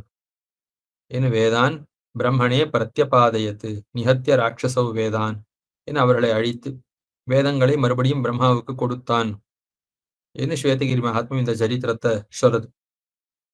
வசையில் நான்மறை கடுத்த அம்மலரையர்க்கு அருளி, அம்மலரையர் அந்த மலர்ல இருக்கக்கூடிய அயன். இப்ப அந்த எம்பெருமானுடைய திருநாபி கமலத்திலே பிறந்த விலட்சணமான தாமரை, அந்த தாமரையில இருக்கக்கூடிய அந்த பிறப்பு கொஞ்சம் கூட குறையாமல், தன்னுடைய நிலை குறையாமல் இருக்கக்கூடிய பிரம்மா அவன் அப்படியே இருந்துட்டு பிரார்த்திக்கிறான். ஆனா எம்பெருமான் என்ன பண்றான்? அவனுக்காக முன் பரிமுகமாய் எம்பெருமான் தன்னுடைய நிலையை குலைத்து கொண்டு தாம் பரமபதத்திலையும் அல்லது இந்த ஏகாரணவத்திலே பிரம்மாவை உண்டாக்குவதற்காக ஒரு கடல்ல பள்ளி கொண்டிருக்கிற நிலையும் விடுத்து அதுக்கு மேல் இந்த லோகத்துல அவதரிக்கிறான், ஹயகிரீவனாக அவதரிக்கிறான். பரிமுகமாய் எதற்காக ஹயகிரீவனாக பெருமான் அவதரித்தான்? ஏன்னா ஒரு மனுஷ வடிவத்திலே இருந்து பெருமான் வேதத்தை உபதேசித்தா, ஐயோ இவன் ஆச்சாரியனா இருக்கானே, இவன் உபதேசிக்கிறானே, இவனுக்கு நாம சிஷ்யனாக இருந்து இவனுக்கு பணிவிடையெல்லாம் செய்ய வேணுமோ என்னமோ, என்ன எதிர்பார்ப்பனோ தெரியலையே, என்ன குரு தட்சிணை எதிர்பார்ப்பனோ தெரியலையேன்னு சிஷ்யனாக இருக்கக்கூடியவன் தயங்க வேணும். அப்படி அல்லாமல் அப்படி தயங்காதபடியாக ஒரு விலங்கு வடிவத்திலே எம்பெருமான் அத்த போன்ற ஒரு முகம், ஒரு குதிரை வடிவத்தில முகத்தை வைத்துக்கொண்டு எம்பெருமான் சேவை சாதிக்கிறான். வேத நூல் என்னிவை பயந்தவனே என்னும். இப்ப அர்ஜுனனுக்கு உபதேசிக்கும் காலத்தை அவனை காட்டிலும் தான் கீழே இருந்து சாரதியாக தன்னை தாழ விட்டு கொண்டு உபதேசித்தா போல இவ்விடத்திலும் தான் ஒரு விலங்கினுடைய வடிவத்தை ஏறிட்டுக் கொண்டு எம்பெருமானவன் உபதேசிக்கிறான். இசைகொள் வேத நூல், நல்ல ஸ்வரம், இந்த நாதத்தை உடையதாக இருக்கக்கூடிய வேதம் என்ன? இசைகொள் வேதம். அதுக்கு மேல நூல்ங்கிறதால இதிகாசம், புராணம் இவைகளை எல்லாம் உண்டாக்கினா. அப்படிப்பட்ட நீ எனக்கு அருள் புரிய வேணும் என்னாவது அர்த்தம். அல்லது நூல் என்பதற்கு பகவத் சாஸ்திரம் என்பதை அர்த்தமாக கொண்ட பெருமான் வேதத்தை உபதேசித்தான். பகவத் சாஸ்திரத்தை தானே ரச்சனம் பண்ணி இருக்கக்கூடிய வேதத்தை வெளியிட்டு உபதேசித்தான். ஸ்ரீபாஞ்சராத்திர சாஸ்திரத்தை தானே கர்த்தாவாக இருந்து அத்தை உண்டாக்கினான், அத்தை வெளியிட்டான். இனி இப்படியாவது அர்த்தம். அல்லது ஷியர்படியிலே வேத நூல் ஏன்னா வேதமாகிற நூல் என்ன அர்த்தம்? பெரியாச்சம் வியாக்கியானத்துல வேதத்தையும் நூலையும் கொடுத்தான் என்று வைத்துக்கொண்டு நூல்கிற சப்தத்துக்கு இதிகாச புராணங்கள்னு அர்த்தம். இதிகாச புராணங்களை எம்பெருமான் கொடுக்கிறான்னா மன்பாதிகள், மனு முதலான மகர்ஷிகள்லாம் கொடுக்கிறார்கள், வேதவியாசாதிகள்லாம் கொடுக்கிறார்கள். அப்படி அவர்கள் கொடுத்தாலும் கூட அவர்கள் கொடுப்பதற்கு காரணமாக அந்தர்யாமியாக இருந்து எம்பெருமானத்தை கொடுப்பிக்கிறான். மேலும் பிரம்மாவுக்கே இதிகாசங்களை புராணங்களை முதல்ல உபதேசித்தவன் எம்பெருமான். அந்த பரம்பரையில வந்த அர்த்தங்க எம்பெருமான்டேந்து பிரம்மாவுக்கு வந்து பிரம்மாவிடத்திலேருந்து கேட்ட மகர்ஷிகள் தான் இதெல்லாம் வெளியிடுகிறார்கள் என்கையாலே இவர்கள் வெளியிட்டாலும் கூட எம்பெருமான் தான் கொடுத்தான்னு சொல்றதுல ஒன்றும் குறவில்லைன்னு திருவுள்ளம்பத்தி வேதத்தையும் இதிகாச புராணங்களாகிற நூலையும் எம்பெருமான் கொடுத்தான் என்று சொல்றதுல குறவில்லை. ஸ்ரீபாஞ்சராத்திர சாஸ்திரமா இருந்தா ஒன்றும் கஷ்டமே இல்லை, எம்பெருமான் தானே தான் வெளியிட்டான். ஆகையால அவ்விடத்திலே ஒன்றும் கஷ்டம் இல்லை. நூல் சப்தத்துக்கு ஸ்ரீபாஞ்சராத்திரம்னு அர்த்தம் செய்தார். உயர்கொள் மாதவி போதொடுலாவிய மாருதம் வீதியின் வாய். உயர்கொள் மாதவி ஆகாசம் முழுக்க அப்படி மறையும்படியாக, ஆகாசத்துல ஒண்ணுமே தோத்தலன்னு சொல்லும்படியா இந்த மாதவி குறுக்கத்தி அது மலர்ந்திருக்கு, அது முழுக்க வளர்ந்திருக்கு. அந்த மாதவி போதொடுலாவிய, போதுங்கிறதுக்கு இவ்விடத்திலே காலம்னு அர்த்தம். அந்த குறுக்கத்தியிலே காலத்துல சரியான காலத்திலே அந்த காற்றானது வீதியின் வாய், வீதியிலே உலாவுகிறது, சஞ்சரிக்கிறது. அது அப்படி சஞ்சரிக்கக்கூடிய காத்தானது திசையெல்லாம் கமழுவதாக இருக்கு. திக்குக்கள் தோறும் அது கமழக்கூடியதா இருக்கு. பொழிலாலே சூழப்பட்டதாக இருக்கக்கூடிய திருவள்ளில் இருக்கக்கூடிய எம்பெருமான் இப்படி காற்று நிறைந்த ஒரு ஸ்தானத்துல, இப்படி அந்த புஷ்பங்களுடைய சமிருத்தி நிறைந்த ஸ்தானத்தில் எழுந்தொழிருக்கக்கூடியவன், அவன் அருள் புரிய வேணும் என்று கருத்து. அயன்னா நேரா எம்பெருமானிடத்திலே பிறந்தவன் அப்படின்னு அர்த்தம். எம்பெருமானிடத்திலேருந்து பிறந்த ஒரு குழந்தைக்கு ஏதாவது ஒன்று தொலைஞ்சு போச்சுன்னா அது என்ன பண்ணும்? அம்மா அப்பாட்ட வந்து அழுது முறைப்பட்டு, நான் இது தொலைஞ்சு போயிடுத்து, நீ தான் இதை தேடி தர வேணும், நான் இழந்த வஸ்துவை எனக்கு மறுபடியும் கொடுக்க வேணும்னு அது கேட்குமா போல எம்பெருமானுடைய குழந்தையாக இருக்கக்கூடிய இந்த பிரம்மாவானவன் தன்னுடைய தகப்பனாக இருக்கக்கூடிய எம்பெருமானத்திலே நான் இந்த வேதத்தை இழந்தேன், இதை தொலைத்தேன், இதை நீ எனக்கு மறுபடியும் மீட்டு தர வேணும் என்று குழந்தை பிரார்த்திக்கிறா போல பிரார்த்திக்கிறானாம் பிரம்மா. இவ்விடத்திலே வீதியின் வாயின்னு சொல்ல வேணுமா ஒரு கேள்வி வருது. என்ன திசையெல்லாம் கமழும்னு சொல்லிட்டார் ஆழ்வார். எல்லா திக்கிலையும் இந்த காத்து கமழறதுன்னா வீதியில சஞ்சரிக்கிறது, வீதியில கமழுதுங்கிறத தனியாக சொல்லவே வேண்டாம். அப்படி இருக்க செய்து இவ்விடத்திலே எதற்காக அதையும் சேர்த்து சொல்லுகிறார்? அதுக்கு ஒரு சமாதானம் சொல்லப்படுறது. உயர்கொள் மாதவி போதொடு வீதியின் வாய், முதல்ல சஞ்சரிக்கிறது காத்து. முதல்ல வீதியில சஞ்சரிக்கக்கூடிய காத்து வீதியில சஞ்சரிக்கிறதோட இல்லாமல் திக்குகள் தோறும் வியாபிக்கிறது, திசையெல்லாம் கமழுமதாக அதற்கு பிறகு ஆகிறது என்று ரெண்டுலயும் தனித்தனியாக சஞ்சரிக்கிறதுங்கிற அர்த்தம் சொல்லப்படுறது. இதுக்கு மேலே 3ஆம் பாட்டு, பிரம்மாவுக்கு அவன் கேட்ட வேதத்தை கொடுக்கறதுக்காக பரிமுகமாக ஆனா என்ன பார்த்தா மனுஷ வடிவத்துல இருந்து கொண்டு,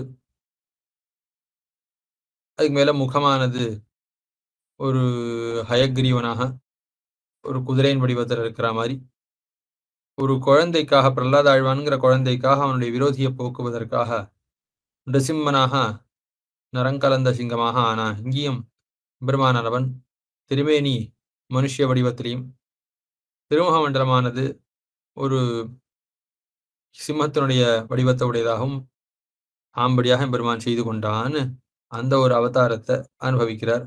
அடுத்த பாட்டுல, வெய்யனாய் உலகேழுடன் நலிந்தவன் உடலகம் இருப்பிழவா கையில் நீழுகிற்படையது வாய்த்தவனே எனக்கருள் புரியே மையினார் தரு வராலினம் பாய வண்தடத்திடை கமலங்கள் தெய்வனாரும் ஒன் பொய்கள் சூழ் திருவள்ளரை நின்னானே என 3ஆம் பாட்டு.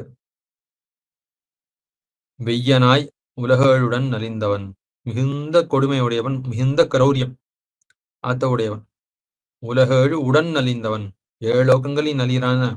இன்னைக்கு ஒரு லோகத்தை நலிகிறான், நாளைக்கு வேறொரு விதமா வேறொரு இடத்துல போய் ஹிம்சை செய்யறாங்கிறதுல ஒரே காலத்துல எல்லாருக்கும் ஹிம்சையை பண்ண வல்ல ஒரு சுபாவம் உடையவன்.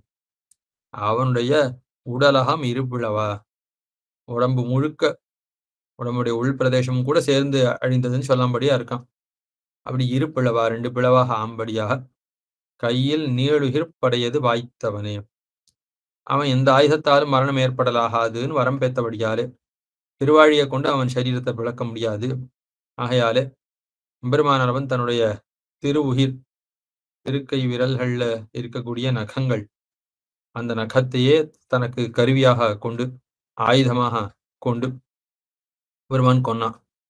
வாய்த்தவனே எனக்கருள் புரியே, என்னுடைய விரோதியை போக்கி என் பக்கலிலேயும் இப்படி கிருபையை செய்ய வேணும். மையினார் தரு வராலினம் பாய, கருமை நிறம் அது மிகுந்திருக்கக்கூடிய வரால் இனம். வரால்ங்கிறது மத்ஸ்யம், மீன். அந்த மீன்களுடைய திரள்கள் அவைகள் என்ன பண்ணுகின்றன என்னால் வராலினம் பாய வண்தடத்திடை கமலங்கள், அந்த அழகான தடாகங்கள், அந்த தடாகங்கள்ல குளங்கள்ல இவைகள்லாம் பாய்கின்றன. மையினார் தரு வராலினம் பாய வண்தடத்திடை கமலங்கள் தெய்வனாரும் ஒன் பொய்கள் சூழ் திருவள்ளரை நின்னானே. அந்த பூக்கள் எல்லாம் க்ஷமிக்கணும், இந்த மீன்கள் எல்லாம் பூக்களை கிழித்து கொண்டு அழகான தடாகங்கள், ஒன் தடம் ஏன்னா அழகான தடாகம், அழகான குளம், அப்படி குளங்கள்ல பாய அந்த பூக்களை கிழிந்தபடியாலே பூக்கள்ல இருக்கக்கூடிய நறுமணம் எல்லாம் எல்லா பக்கங்களிலும் சிதற, அந்த தாத்துக்கள் எல்லாம் சிதற, அந்த மகரந்த துகள்கள் எல்லாம் சிதறினவாறே எல்லா பக்கங்களிலும் அந்த பொய்கையானது நறுமணம் வீசுகிறது. அப்படிப்பட்ட பொழில் சூழ்ந்த திருவள்ளரிலே நிற்கக்கூடியவனேன்னு வர்ணிக்கிறார். அல்லது இதற்கு மொத்தம் ஒரு யோஜனையும் உண்டு. மையினார் தரு வராலினம், கருப்பு நிறம் மிகுந்த ஒரு வராலினம், அது கழிக்கிறது. கழிச்சு என்ன பண்றது, அந்த அழகிய தடாகத்தின் நடுவே இவைகள் வெறும் சஞ்சரிக்கிறது. இவைகள் சஞ்சரித்தவாறே தாமரைகள்லாம் அசைந்து அசைந்து நறுமணமானது உண்டாகிறது அப்படின்னு அர்த்தம். வண் தடம் என்பதற்கு உதாரமாக அழகாக இருக்கக்கூடிய தடம், தடம்னா தடாகம், குளம் என்று ஒரு அர்த்தம். அப்படி அல்லாமல் வண்டு அடம் என வைத்துக்கொண்டு வண்டானது நெருங்கி இருக்கிறது, அடர்ந்து இருக்கிறதுன்னு இப்படி ஒரு அர்த்தமும் சீர்படியில சொல்லப்படுறது. இதோட 3ஆம் பாட்டு முடிகிறது. மேலே பக்தர்கள்ல சிறந்தவன், எம்பெருமானையே விரும்பி எம்பெருமானையே அடையவனும் ஆசைப்பட்டிருக்கக்கூடியவன் பிரகலாத ஆழ்வான். அவனுக்காக நரசிம்மமாக பெருமான் உதவினதோடு நில்லாமல் அவன் ராஜ்யத்தை விரும்பக்கூடிய பாண்டவர்கள், அவர்களுக்கு பக்ஷபாத்தியாக தான் காரியம் பண்ணினா அப்படின்னு அவர்களுக்காக தூத்தியம் சாரத்தியம் ஆகியவைகள் எல்லாம் பெருமான் கொடுத்தான். பாண்டவர்களுக்கு மட்டும்தான் காரியம் பண்ணினா ஒரு காலத்துலன்னு சொல்ல ஒண்ணாதபடியாக திருவேங்கட மலையிலே ஐஸ்வர்யம் முதலானவைகளை ஆசைப்படக்கூடிய சம்சாரிகளுக்காக எல்லா புருஷார்த்தங்களையும் அவரவர்கள் விரும்பின அந்த பலன்களை எல்லாம் கொடுப்பதற்காக அவ்விடத்திலே திருவேங்கட மலையிலே சந்நிகிதனா இருக்கான்னு அருளி செய்கிறார்னு இப்படி 3ஆம் பாட்டுக்கும் 4ஆம் பாட்டுக்கும் இருக்கக்கூடிய ஒரு தொடர்பு அதாவது சங்கத்தின்னு ஆச்சாரியர்கள் அருளி செய்வார்கள். வாம்பரியுக மன்னர்தம் உயிர்ஷக ஐவர்கரசளித்த காம்பினார் திருவேங்கட பொறுப்ப நின் காதலை அருள் எனக்கு மாம்பொழில் தளிர்கோதிய மடக்குயில் வாயது துவர் பெய்த தீம்பலங்கனி தேனதுனுகர் திருவள்ளரை நின்னானே என்ன. வாம்பரியுக தாவி வரக்கூடிய குதிரைகள் அவைகள்லாம் உக்கி போகும்படியாக மங்கி போகும்படியாக அவைகள் மேலே ஏறி வரக்கூடிய மன்னர்கள் கௌரவர்கள் ராஜாக்கள் அவர்களெல்லாம் முடியும்படியாக. இப்ப பரின்னு சொன்னது எடுத்துக்காட்டு.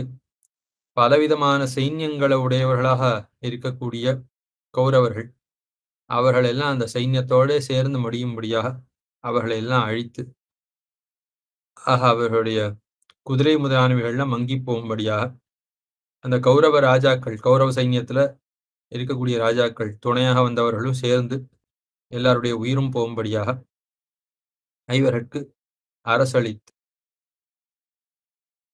அரசளித்தான் எம்பெருமான். பாண்டவர்களுக்கு பஞ்சபாண்டவர்களுக்கு அந்த ராஜ்யத்தை கொடுத்தான், கிரீடத்தை கொடுத்தான். காம்பினார் திருவேங்கட பொறுப்ப மூங்கில் குருத்துக்கள் ஆர்ந்திருக்கும்படியா மூங்கில் நிறைந்ததாக இருக்கக்கூடிய திருவேங்கட பொறுப்புனா மலை. அந்த மலை உடையவன் அவ்வெம்பெருமானிடத்திலே பிரார்த்திக்கிறார். என்ன பிரார்த்திக்கிறார்? நின் காதலை அருள் எனக்கு, உன்னிடத்திலே காதல் பக்தி அதை நீ எனக்கு தர வேணும்னு பிரார்த்திக்கிறார். மேல திருவள்ளரை நின்னானேன்னு சொல்ல போறார். திருவள்ளரை எம்பெருமானவன் பக்தியை கொடுக்கக்கூடியவன் அப்படின்னு ஒரு பிரசித்தி ஸ்வேதகிரி மகாத்மியத்திலே உண்டு. அனேன ஸ்தாபிதானாந்து அமீஷாம் அக்ரஜன்மனாம் அஸ்து நிஷ்கல்மஷா பக்தி அஸ்மத் பாதார விந்தயோகோ. இனி சிவி சக்கரவர்த்திங்கிற ராஜாவானவன் எம்பெருமானை திருப்பதிஷ்டை செய்யும் காலத்து அவன் 3700 ஸ்ரீ வைஷ்ணவர்கள் அவர்களை அந்தர்வேதிங்கிற ஒரு அக்ரஹாரத்தை வடக்க இருக்கக்கூடிய ஒரு ஸ்தலத்திலிருந்து வரவழைத்து இங்க ஸ்தாபித்தான் என்று சொல்லப்படுறது.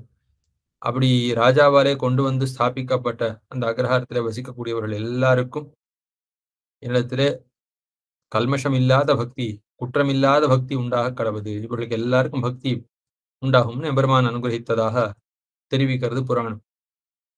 ஆகையாலே அத்த திருவுள்ளம்பத்தி இந்த எம்பெருமான் தான் பக்தியை கொடுக்க வல்லவன்னு திருவள்ளர பதிகத்துல இந்த பக்தியை பிரார்த்திக்கிறார். திருவேங்கடமுடையான் பிரார்த்திக்கிறதெல்லாம் கொடுக்க வல்லவன் பிரசித்தன். ஆகையால திருவேங்கட பொறுப்பனை குறித்து இந்த பக்தியை ஆழ்வார் பிரார்த்திக்கிறார். ஆழ வந்தார் பகவன் பக்திம பிரயச்சமே, எம்பெருமானே எனக்கு பக்தியை கொடுக்க வேணும் என பிரார்த்தித்தார். எம்பெருமானார் பரபக்தி பரஜான பரமபக்தியக்க சுபாவம் மாம் குருஷ்வ என பரபக்தி பரஜானம் பரமபக்திங்கிற 3ஐயும் கொடுக்க வேணும், இந்த 3ம் வடிவெடுத்தவனாக நான் ஆக வேணும், அப்படியே என்ன ஆக்குன்னு சொல்லி பிரார்த்திக்கிறார். அப்படி பிரார்த்தித்த பிறகு என்ன சொன்னார்? பரபக்தி பரஜான பரமபக்தி கிருத்த பரிபூர்ணான வரதான ஆரம்பித்து நித்திய கைங்கரியத்தை பிரார்த்திக்கிறார். ஆக பரஜான பரமபக்திகள் ஏற்பட்டால்தான் நித்திய கைங்கரியம் சித்திக்கும். நித்திய கைங்கரியம் கிடைக்க வேணுமே ஆனால், நித்திய கைங்கரியம் ரசிக்க வேணுமே ஆனால் அதற்கு கருவி என்ன? என பரஞானமும் பரமபக்தியும்.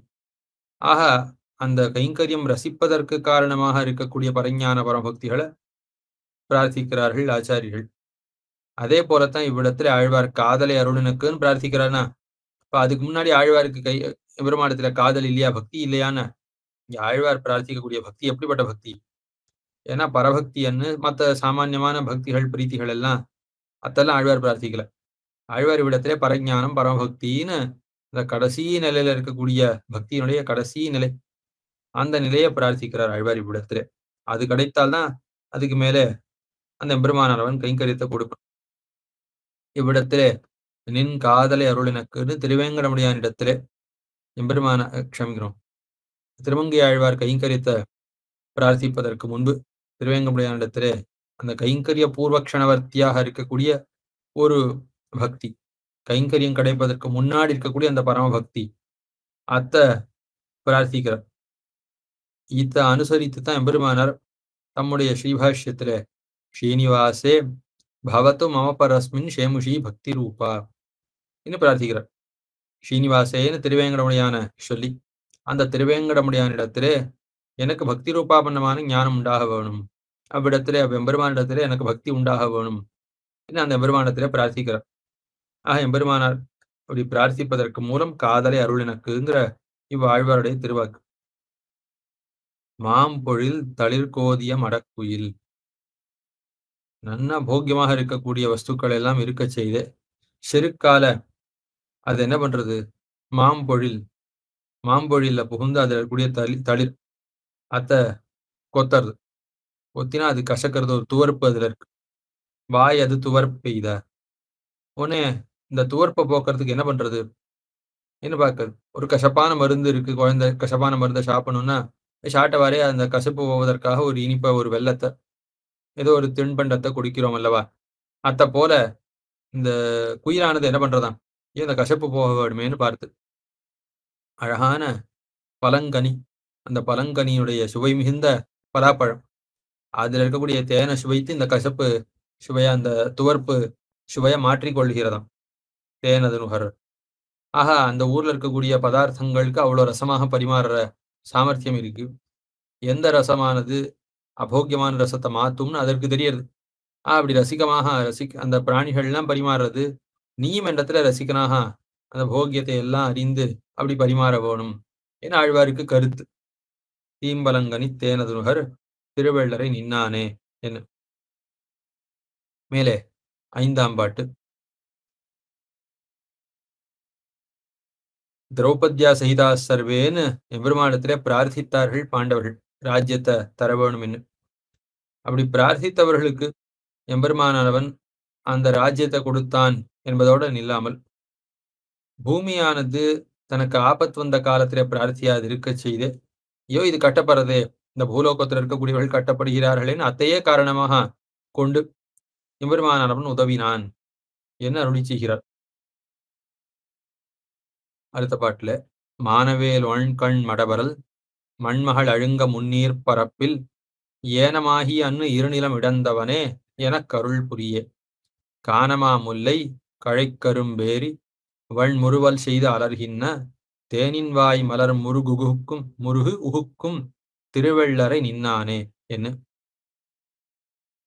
கானமா முல்லை கழைக்கரும்புன்னு தான் அர்த்தத்துக்கு சேர இருக்கக்கூடிய ஒரு பாடம். சில இடங்கள்ல கானமா முல்லை கழைக்கரும்புன்னு பதிப்பிக்கப்பட்டிருக்கிறது. மானவேல் ஒண்கண் மடவரல், மானவேல் நன்னா பறந்து விரிந்த வேல், அந்த விரிந்த ஒரு வேலை போல இருக்கக்கூடிய கண். மானவேல் ஒண்கண் ஒளிய உடையதாக இருக்கக்கூடிய கண், அப்படிப்பட்டவள். ஒண்கண் மடவரல், மடப்பம் முதலான ஆத்ம குணங்கள், பொறுமை முதலான ஆத்ம குணங்கள் அவைகள் நிறைய நிரம்ப பெற்றவள். 6 பூமி பிராட்டி.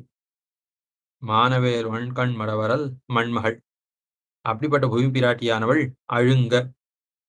பூமி பிராட்டியானவள் பிரளயத்திலே மூழ்க. நான் பூமி பிராட்டியா மூழ்கினா, பூமி பிராட்டி மூழ்கல.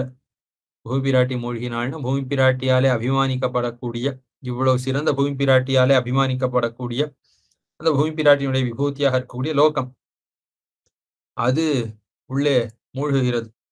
அதாவது ஹிரண்யாக்ஷங்கிற ஒரு அசுரன் செருக்காலே இந்த லோகத்தையே சுருட்டி அண்டத்தினுடைய சுவர்லே அப்படி ஒட்டி வைத்து விட்டான்.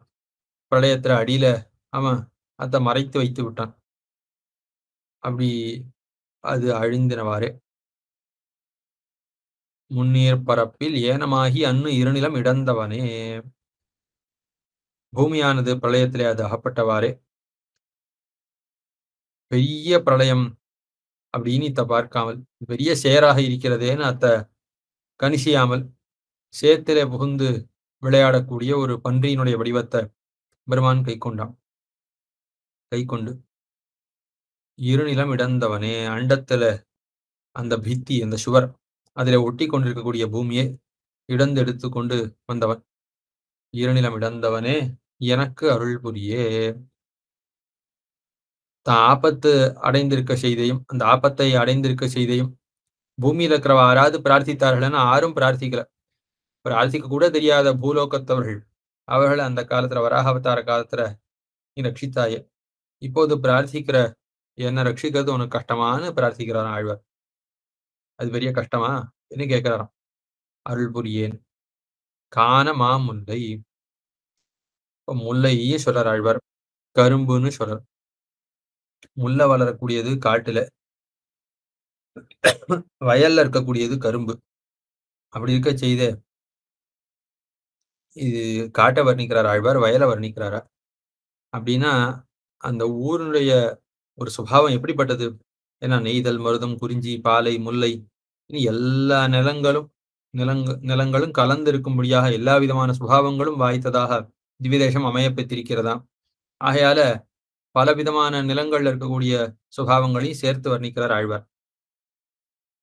காண மாமுல்லை, ஊர் அருகே இருக்கக்கூடிய வயல், ஊரை சுத்தி இருக்கக்கூடிய வயல், அந்த வயலுக்கு அருகே இருக்கக்கூடிய பெரிய காடு, அந்த காட்டுல பெரிய முல்லை.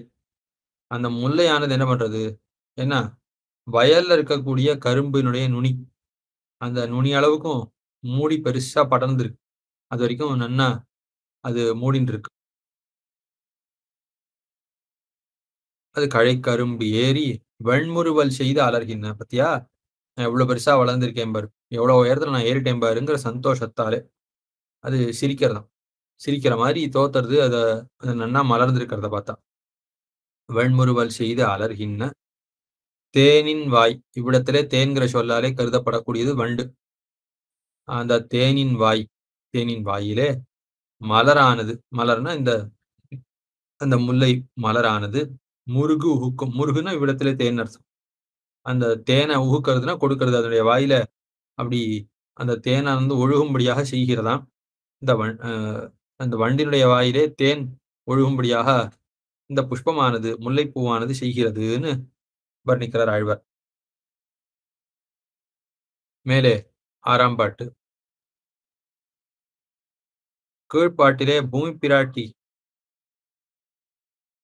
அவளுக்கு விபூதியாக பூமி இருக்கிறபடியால அந்த பூமியை தான் தரித்து ரட்சித்தான் என்று சொன்னார்.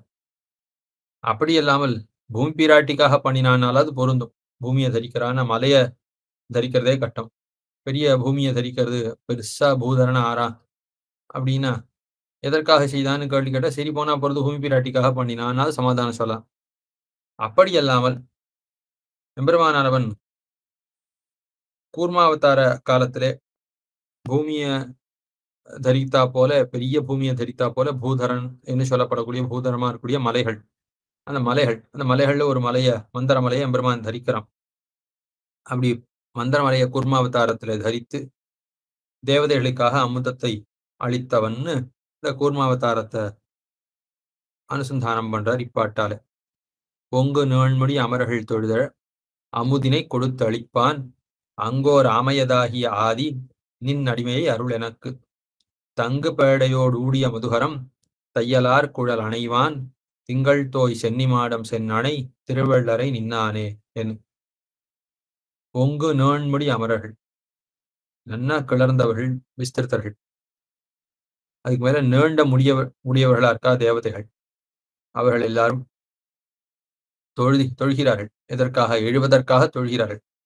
எம்பெருமானுடைய திருவடியில விழுந்தால்தான் உஜ்ஜீவனம் என்று நம்மாழ்வார் தொழுதெழுன்னு சொன்னா போல இவர்களுக்கும் தெரியும் எம்பெருமான் திருவடியில தலையை சாய்த்தால்தான் வாழ முடியும் என்று. ஆகையால் எம்பெருமான் திருவடியில விழுந்து உஜ்ஜீவிக்க வேணும் என்று கருதுகிறார்கள். அப்படி கருதினவாறு அவர்களுக்கு அசுரர்களாலே வந்த கட்டத்தை எல்லாம் போக்கடித்து அவர்களை ரட்சிக்க வேணும் என்கிற திருவுள்ளத்தாலே மந்தரமலை எம்பெருமான் தரிக்கிறான். அவ்வளோ பெரிய மந்தரமலையை தரிப்பதற்கு சாமர்த்தியம் பெரிய ஆமையாக இருந்தால்தான் முடியும். அப்படிப்பட்ட ஆமையின் வேஷத்தை கை கொண்டு அவர்களை ரட்சிக்கிறான். அங்கோர் ஆமையதாகிய ஆதின்னு சொன்னார். அப்படி எம்பெருமானவன் மந்திரமலைய ஆமையாக இருந்து தாங்கலைன்னா தேவர்களாலே அமிர்த மதனத்தை செய்திருக்கவே முடியாது. இந்த அமிர்த மதனத்தை செய்யலைன்னா ஏன்னா தேவர்களுக்கு சக்தியே கிடைத்திருக்காது. அமிர்தத்தை பருகினபடியால தான் தேவர்களுக்கு சக்தி உண்டாயித்து, சாவாமை என்பது உண்டாயிற்று. ஆகையால தேவர்கள் எல்லாம் அழிந்த அசுரர்கள் கையில மாட்டிக்கொண்டு அகப்பட்டு கொண்டு மாண்டு போகாதபடியாக எம்பெருமான் இவர்களுக்கு அமிர்தம் கிடைத்து இவர்கள் நன்னாக நிலைத்து வாழும்படியாக செய்தான். ஆகையால தேவர்களுக்கு அந்த நிலைத்த வாழ்வை கொடுத்த ஆதியாக இருக்கக்கூடியவன், சத்தா ஹேத்துவாக இருக்கக்கூடியவன், அல்லது ஆதினா பிரதானனாக இருக்கக்கூடியவன் என்று சீர்படியில வியாக்கியானம். முக்கியமாக இருக்கக்கூடியவன் நின் அடிமையை அருள் எனக்கு. இப்ப தேவதைகளுடைய சத்தையை நீ உண்டாக்கினா போல எனக்கு கைங்கரியத்தை கொடு. தேவர்களுக்கு அமிர்தத்தாலே வாழ்ச்சி, எனக்கு கைங்கரியத்தாலே வாழ்ச்சி. ஆகையாலே எனக்கு அந்த கைங்கரியத்தை கொடுத்து வாழ வைக்க வேணும் என்று பிரார்த்திக்கிறார். தங்கு பேடையோடு ஊடிய மதுகரம். ஒரு பேடையானது பூவிலே தங்கிவிட்டது. அப்படி தங்கின பேடையோட ஊடுறது ஒரு வண்டானது ஊடுறது. அப்படி ஊடின வண்டானது என்ன செய்கிறது? எத்தையோ காரணம் சொல்லி ஊடிட்டு எப்ப பார்த்தாலும் ஏதோ ஒரு சிக்கல் நம்ம கொடுத்து கொண்டே இருக்கிறது. இதுக்கு தெரியாத இடத்துல போய் மறைய வேணும் என்று பெண்களுடைய குழல்ல மறைந்தோமையானால் குழலும் கருத்திருக்கு, நாமும் கருத்திருக்கோம், சட்னு யாருக்கும் கண்ணுக்கு அகப்பட மாட்டோம் அப்படின்னு ஸ்திரீகளுடைய குழல்ல மறைய வேணும் அப்படின்னு நினைச்சுதான். ஸ்திரீகள்லாம் எங்க இருக்கா? பெரிய மாடங்கள்ல இருக்கா. இந்த மாடம் எவ்வளவு உயர்ந்ததா இருக்கு? சந்திரன் வரைக்கும் திங்கள் தோய் சென்னி மாடம். அப்படி சந்திரன் வரைக்கும் உசந்ததா இருக்கு. அமிர்தம் சுலபம் ஜெக்ஞேன்னு ஸ்வேதகிரி மகாத்மே சொல்றது.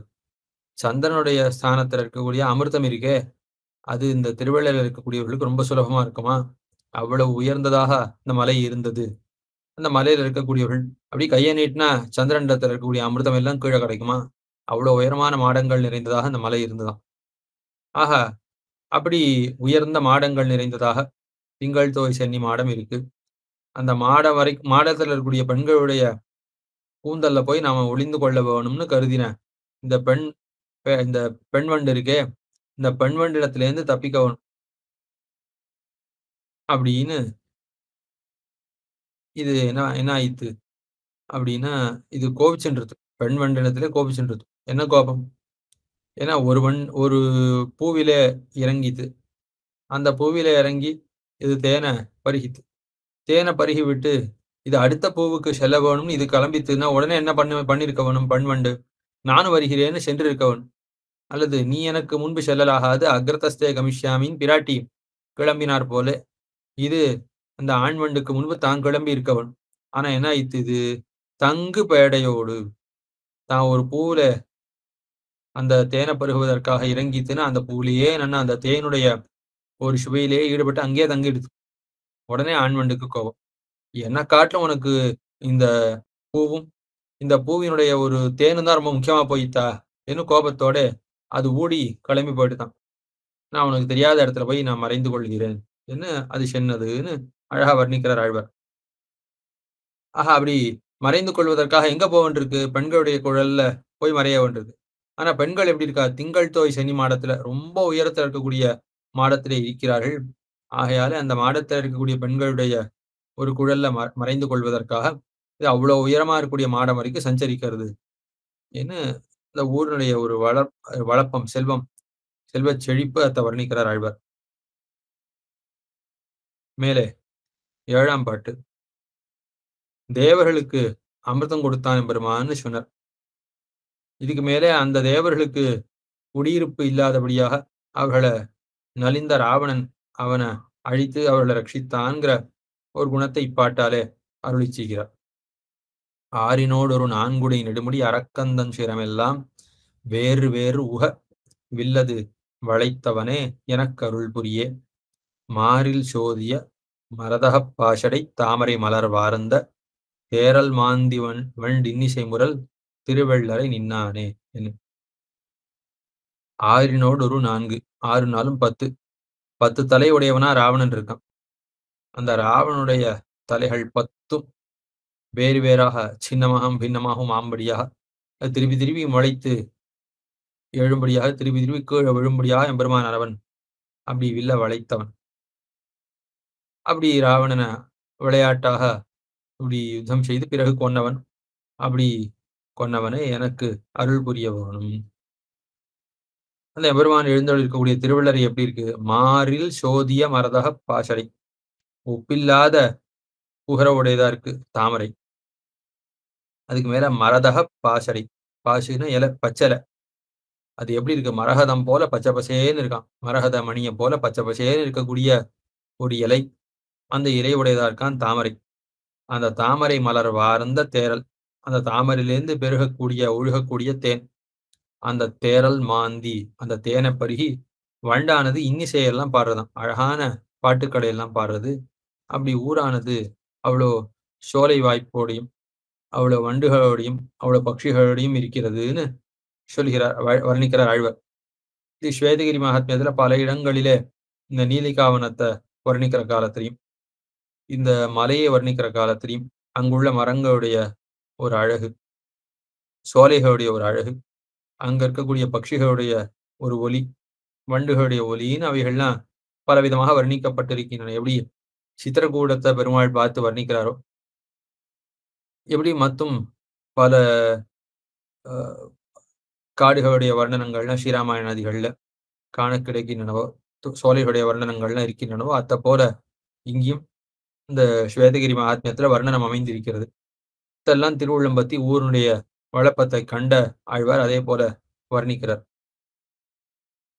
மேலே 8ஆம் பாட்டு.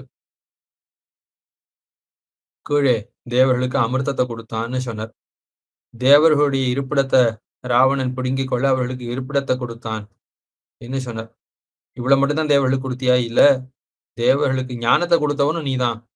ஆஹா, அமிர்தத்தையும் கொடுத்து இருப்பிடத்தையும் கொடுத்து தேவர்களுக்கு வேதத்தை கொடுத்தவனும் நீதான் என்று இப்பாட்டாலே அருளி செய்கிறார். முன்னிவ்வேழுலக உணர்வின் இருள்மிக உம்பர்கள் தொழுதேத்த அன்னமாகி அன்னு அருமறை பயந்தவனே எனக்கருள் புரிய மண்ணு கேதகை சூதகமென்னிவை வனத்திடைச் சுரும்பினங்கள் தென்ன வென்ன வண்டின்னிசை முரல் திருவள்ளரை நின்னானே என்ன. கீழே பரிமுகமாக, அதாவது எம்பெருமானவன் ஹயக்ரீவனாக இருந்து கொண்டு வேதத்தை கொடுத்தான்னு சொல்லியிருக்கார். இவ்விடத்திலே ஹம்சமாக இருந்து வேத பிரதானம் பண்ணினான்னு சொல்லியிருக்கார். ஓரொரு கல்பத்தில் எம்பெருமான் ஓரொரு விதமாக இந்த காரியத்தை செய்தான் என்றும் கொள்ளலாம். அல்லது ரெண்டும் வித்யாபிரதமாக இருக்கக்கூடிய அவதாரம்.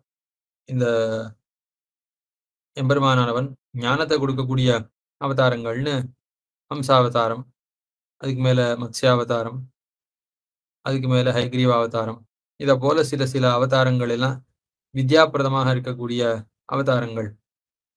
ஆனா நானாயன் மீனோடேனமும் எனக்கு கீதாச்சாரியனா ஞானத்தை கொடுத்தான். வராகாவதார காலத்துல ஞானத்தை கொடுத்தான்னு சொல்லப்படுறது. ஆகையால அப்படி ஞான பிரதானம் பண்ணின அவதாரமாக இருக்கிறபடியால ஒரு அவதாரத்துல செய்த அந்த வேத பிரதானத்தை மற்றொரு அவதாரத்திலையும் சேர்த்து சொல்றாருனாவது கொள்ளலாம்னு இப்படி சொல்லப்பட்டிருக்கு. புராணங்கள்ல பல விதமான பெருமான அவதாரங்கள்ல ஞான பிரதானம் பண்ண அர்த்தங்கள்லாம் சொல்லப்பட்டிருக்கின்றன. ஆகையாலே அருளி செய்கிறார். முன்னிவ்வேழுலகு உணர்வின்னி இருள் மிக. முன்பொரு காலத்திலே இந்த லோகங்கள் 7 அறிவில்லாமல், உணர்வே இல்லாமல் எல்லா இடத்திலும் இருளானது மிக. அப்போது பிரம்மாதிகள் எல்லாம் பிரம்மாண்டத்திலே வந்து ஸ்தோத்திரம் பண்ணுகிறார்கள். அப்படி ஸ்தோத்திரம் பண்ணினவாறே கும்பர்கள் தொழுதேத்த அன்னமாகி அன்னு அருமறை பயந்தவனே. ஹம்சம்ங்கிறது சாராசாரங்களை எல்லாம் பிரித்து சாரத்தை மட்டும் எடுக்கும். அதே போல அசுரர்களோட கலந்து மறைந்து கிடந்த வேதத்தை, சாரமான வேதத்தை எம்பெருமானவன் அன்ன வடிவத்தை எடுத்துக்கொண்டு பெற்றுக்கொண்டான். அன்னமாகி அன்னு அருமறை பயந்தவனே. அருமறைனா எம்பெருமான தெரிந்து கொண்டாலும் தெரிந்து கொண்டு விடலாம். எம்பெருமான அடையிறது கூட சுலபம்னு சொல்லாம்படியாக வேதத்தை பெறுவது ரொம்ப ரொம்ப கஷ்டம். வேதத்தை தெரிந்து கொள்வது ரொம்ப ரொம்ப கஷ்டம். ஆஹா, அப்படிப்பட்ட வேதம் மிகவும் சிறந்ததாக இருக்கு. எம்பெருமான காட்டும் உயர்ந்தது வேதம்னு சொல்ல வேண்டும்படியா இருக்கு. அப்படிப்பட்ட வேதத்தை எம்பெருமானவன் கொடுத்தான். எம்பெருமான உள்ளபடியாக தெளிவாக சொல்ல வல்ல வேதம். அந்த வேதத்தை கொடுத்தவனே எனக்கு அருள் புரியே. மண்ணு கேதகை சூதகம் இன்னிவை. மண்ணு கேதகை மாறாத பூக்கள். மண்ணுனா பொருந்தி இருக்கிற பூக்கள். அந்த பொருந்தின பூக்களுடைய அந்த கேதகைங்கிறது தாழம்பூ. அதுக்கு மேல சூதகம்ங்கிறது தேமா. இப்படிப்பட்ட கேதகம் என்னிவை வனத்திடை. இவைகள் நிறைந்த ஒரு வனம், அதாவது ஒரு சோலை. அந்த சோலையினுள்ளே சுரும்பினங்கள் தென்ன வெண்ண. இவ்விடத்திலே தென்ன வெண்ணுன்னு பாடம் பலராலையும் அனுசந்திக்கப்பட்டு வருகிறது. கோஷங்களிலும் இப்படியும் பாடம் முதிரணம் பண்ணப்பட்டிருக்கிறது. ஆனா பாட்டினுடைய ரீதிக்கும் சேராது, வியாக்கியான கதிக்கும் அந்த பாடம் சேராது. கீழே திருமொழியில திருவைந்திரபுர பதிகத்தில 2ஆம் பாட்டுல மின்னுமாழியங்கையவன்கிற பாட்டில தென்ன வெண்ணு வண்டின்னிசை முரல் தரு திருவைந்திரபுரமேன்னு அந்த பாட்டுல தான் தென்ன வெண்ணுன்னு பதம். அங்க இருக்கக்கூடிய அந்த சொல்லையே ஒரு கவனப்பிறழ்வாலே இவ்விடத்திலும் சேர்த்து அனுசந்தானம் பண்ணி வருகிறோம். ஆனா இவ்விடத்துல தென்ன வெண்ணுன்னு பதத்தை வைத்து கொண்டால் சுரும்பினங்கள் தென்ன வெண்ணு, அதுக்கு மேல வண்டு இன்னிசை முரல் என்பது சேராது. சுரும்பினங்கள் தென்ன வெண்ண, சுரும்பினங்கள் தென்னதனன்னு அவைகள் ஆழத்தி வைக்க, வண்டானது இன்னிசை முரல். ஆக சுரும்பினங்கள் செய்யக்கூடிய காரியம் தென்னா என்று சொல்லுதல். ஆக சுரும்பினங்கள் தென்னா என்று சொல்ல, வண்டானது இன்னிசை முரல் என்றுதான் வியாக்கியான ரீதி. இப்படி முத்திரணங்களையும் இப்படியும் பாடம் நன்னாக கிரகித்தவர்கள் பதிப்பித்தும் உள்ளார்கள். இந்த பாட்டை அனுசந்தானம் பண்ணக்கூடியவர்கள் குறிக்கொள்ள வேணும்னு இவ்விடத்துல நினைவூட்டுகிறேன். ஆக அந்த சுரும்புங்கிறது வண்டினுடைய ஒரு பிரபேதம், ஒரு வகை.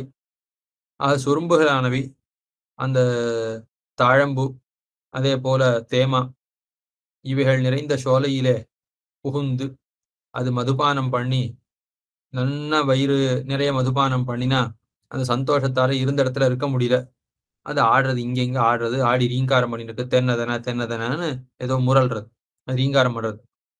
அப்படி அது ரீங்காரம் பண்ண வண்டு என்ன பண்றது? இன்னிசை முரல். அந்த ஆழத்தில ஆலாபனத்துல முருகின பாட்டு, அந்த பாட்டை பரிபக்குவமா இருக்கக்கூடிய பாட்டை அது பாடுறது.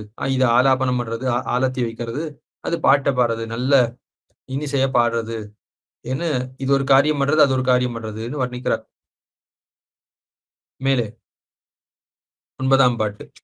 அமரர்களுக்கு அமுதத்தை கொடுத்து, குடியிருப்ப கொடுத்து, ராவணிடத்திலேருந்து மறுபடியும் சொர்க்கத்தை மீட்டு அவர்களுக்கு கொடுத்து, வேதாத்தியனத்தை பண்ணினான்னு இப்படி தேவர்களுக்காக பண்ணின உபகாரம், ஓரொரு உபகாரத்தை ஓரொரு பாட்டா கீழே 3 பாட்டுக்களாலே சொல்லி வருகிறார்.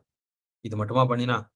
அவர்களுக்காக தன்னை தாழ விட்டு தான் வாமனனாக ஆகி அவர்களுக்காக தான் யாச்சனம் பண்ணினானே, இறந்தானே, பிக்ஷை எடுத்தானேங்கிற மகாகுணத்தை அந்த வாமனாவதார விற்த்தாந்தத்தை இப்பாட்டாலே அனுசந்தானம் பண்ணுகிறார். ஆங்கு மாவலி வேள்வியில் இறந்து சென்னு அகரிடம் முழுதினையும் பாங்கினார் கொண்ட பரம நிற்பணிந்தெழுவேன் எனக்கருள் புரியே. ஓங்கு பிண்டியின் செம்மலர் ஏறி வண்டுழி தர மாவேரி தீங்குயில் மிழத்தும் படப்பை திருவள்ளரை நின்னானே எனும். இவ்விடத்திலே ஆங்கு மாவலி வேள்வியில் இறந்துனா, ஆங்குனா அங்கேன்னு அர்த்தம். அங்கே மாவலி வேள்வியில் இருந்துன்னா ஏதோ ஒரு தேசத்துல மாவலியினுடைய யாகம் நடக்கிறது. அந்த தேசத்திலே மாவலியினுடைய யாகத்துக்கு சென்று அப்படின்னா ஏதோ ஒரு தேசமானது கீழே சொல்லப்பட்டிருந்தா அங்கேன்னு இந்த பாட்டுல ஆழ்வாரத்தை குறிப்பிடலாம். ஆனா அப்படி ஒரு தேசத்தை ஆழ்வார் கீழே சொல்லாதபடியாலே ஆங்கு மாவலி வேள்வியில் இருந்தா கூட மாவலி வேள்வியாக இருக்கக்கூடிய அவ்விடம், இது மகாபலியினுடைய யஜ்ஞவாட்டம், மகாபலியினுடைய வேள்வி நடக்கக்கூடிய அவ்விடம். அந்த ஆங்குங்கிறது முன்னாடி இருந்தாலும் கூட மாவலி வேள்வியில் ஆங்குன்னு மாத்தி வைத்துக் கொள்ள வேணும்னு வியாக்கியாத்தாவுக்கு திருவுள்ளம். மகாபலி வேள்வி நடக்கக்கூடிய அவ்விடத்திலே என்ன, அவ்விடத்திலேன்னு அந்த மகா சதஸ், பலரும் இருக்கக்கூடிய ஒரு சதஸ், பலரும் கூடி இருக்கா, பல வைதிகர்கள் இருக்கக்கூடிய ஒரு இடம். ஏதோ ரகசியத்துல யாருக்கும் தெரியாம எம்பெருமான் ஒரு யாச்சகனாக தன்னை தாழ விட்டு கொண்டு இந்த மகாபலி இடத்துல பிக்ஷை பெத்தான், பிச்சை எடுத்தான்ங்கிறதுல எல்லாரும் கூடியிருக்கக்கூடிய சதஸ்ல எல்லாரும் பார்க்க தான் சென்று சர்வேஸ்வரனானவன் தான் தன்னை தாழ விட்டு கொண்டு அவனிடத்திலே பிக்ஷை எடுத்தான்னு தோத்துறது ஆங்குங்கிற சொல்லாலே. ஆங்கமாவலி வேள்வியில் இறந்து சென்று அப்படி பிக்ஷை எடுத்து சென்று அகலிடம் முழுதினையும் விஷாலமாக இருக்கக்கூடிய பூலோகம் அந்த பூமி முழுவதையும் 3 லோகங்களையும் பெற்றுக்கொண்டான். பாங்கினார் கொண்ட பரம ஹிரண்யராவணாதிகளை அழித்தா போல இவனையும் அழிக்கலாமாயிருக்க எம்பெருமானவன் அப்படி அழிக்காமல் தான் மகாபலி இடத்துல ஒரு ஔதாரியம்ங்கிற ஒரு குணத்தை கண்டான். அந்த குணத்தை கண்டபடியாலே அந்த குணத்தை ஒரு பற்றுக்கோடாக கொண்டு தான் அவனுக்கு நேராக தான் பரிமாறி அவனுக்கு தகுந்தா போல தன்னை அமைத்து கொண்டு அவன் இந்த பூலோகத்தை தன்னுடையதுன்னு அபிமானிக்கிறான்னா சரி அபிமானம் பண்ணிக்கோ வேண்டான்னு சொல்லல. ஏன்னா எம்பெருமானுடைய சொத்து உண்மையில இந்த பூமி என்னுடைய சொத்தை நீ என்னமோ உன்னுடையதுன்னு நினைப்பாய். எம்பெருமான் கோபித்து அவனை தண்டிக்காமல் சீராமல் நீ உன்னுடையதாவே நினைச்சுக்கோ. நீ உன்னுடையதுன்னு நினைத்து கொண்டு இருக்கக்கூடிய பூலோகத்தை எனக்கு தானமாக கொடு அப்படின்னு நான் அப்படி பிரதிகிரகம் பெறக்கூடியவனா நான் இருக்கேன். நீ தானம் பண்ணுன்னு பூதானம் பண்ணு. தானங்களுக்குள்ள பூதானம் ஸ்வர்ணதானம் வித்யாதானம்ங்கிற 3ம் மிகவும் சிறந்தவைகள் என்று ஸ்ரீவிஷ்ணு தர்மம் முதலானவைகள்லேருந்து அறிகிறோம். ஆகையில அப்படி சிறந்ததாக இருக்கக்கூடிய பூதானத்தை நீ செய்ய வேணுங்கிற ஒரு கருத்தால எம்பெருமான் பிரார்த்திக்கிறான். ஆக அந்த ஔதாரியத்துக்கு ஏற்ப தன்னை ஆக்கி கொண்டு அவன் தன்னுடைய சொத்தை கொடுப்பதாக நினைத்து தானம் பண்ண நீயும் எம்பெருமான் என்ன பண்றான் சரி அப்படியே நீயே நினைச்சு கொடு என்ன அவனுடையதாகவே கருதி அந்த வஸ்துவை தான் தானம் பெறக்கூடிய அந்த பிரதிகிரகம் பெறக்கூடிய யாச்சகன் பெருமா போல எம்பெருமானவன் தன்னை ஆக்கி கொண்டு அவனதுங்கிற ஒரு எண்ணத்தோடைய அவனுடைய சொத்தை அவன் எனக்கு கொடுக்கிறான்ங்கிற ஒரு எண்ணத்தோட எம்பெருமான் அப்படி அவனுக்கு பாங்கா தன்னை ஆக்கி கொண்டு அப்படி அவனுக்கு ஏற்ப தான் ஆகிக்கொண்டு அந்த தன்மையோட எம்பெருமானவன் பெற்றுக்கொள்கிறானாம். கொண்ட பரம நிற்பணிந்தெழுவேன் எனக்கருள் புரிய இந்திரனானவன் கேட்டான்னு அவனுக்காக நீ உன்னை யாச்சகன் ஆக்கிண்டியே. இந்திரன் உன் திருப்படியில விழுந்து உனக்கு சரணாகதி பண்ணினானே அந்த சரணாகதியை காட்டும் நாம் பண்ண சரணாகதிக்கு ஏதாவது குறை சொல்ல முடியுமா? அவன் சரணாகதிக்கு பலமாக நீ உன்னை தாழ விட்டு கொண்டாயே.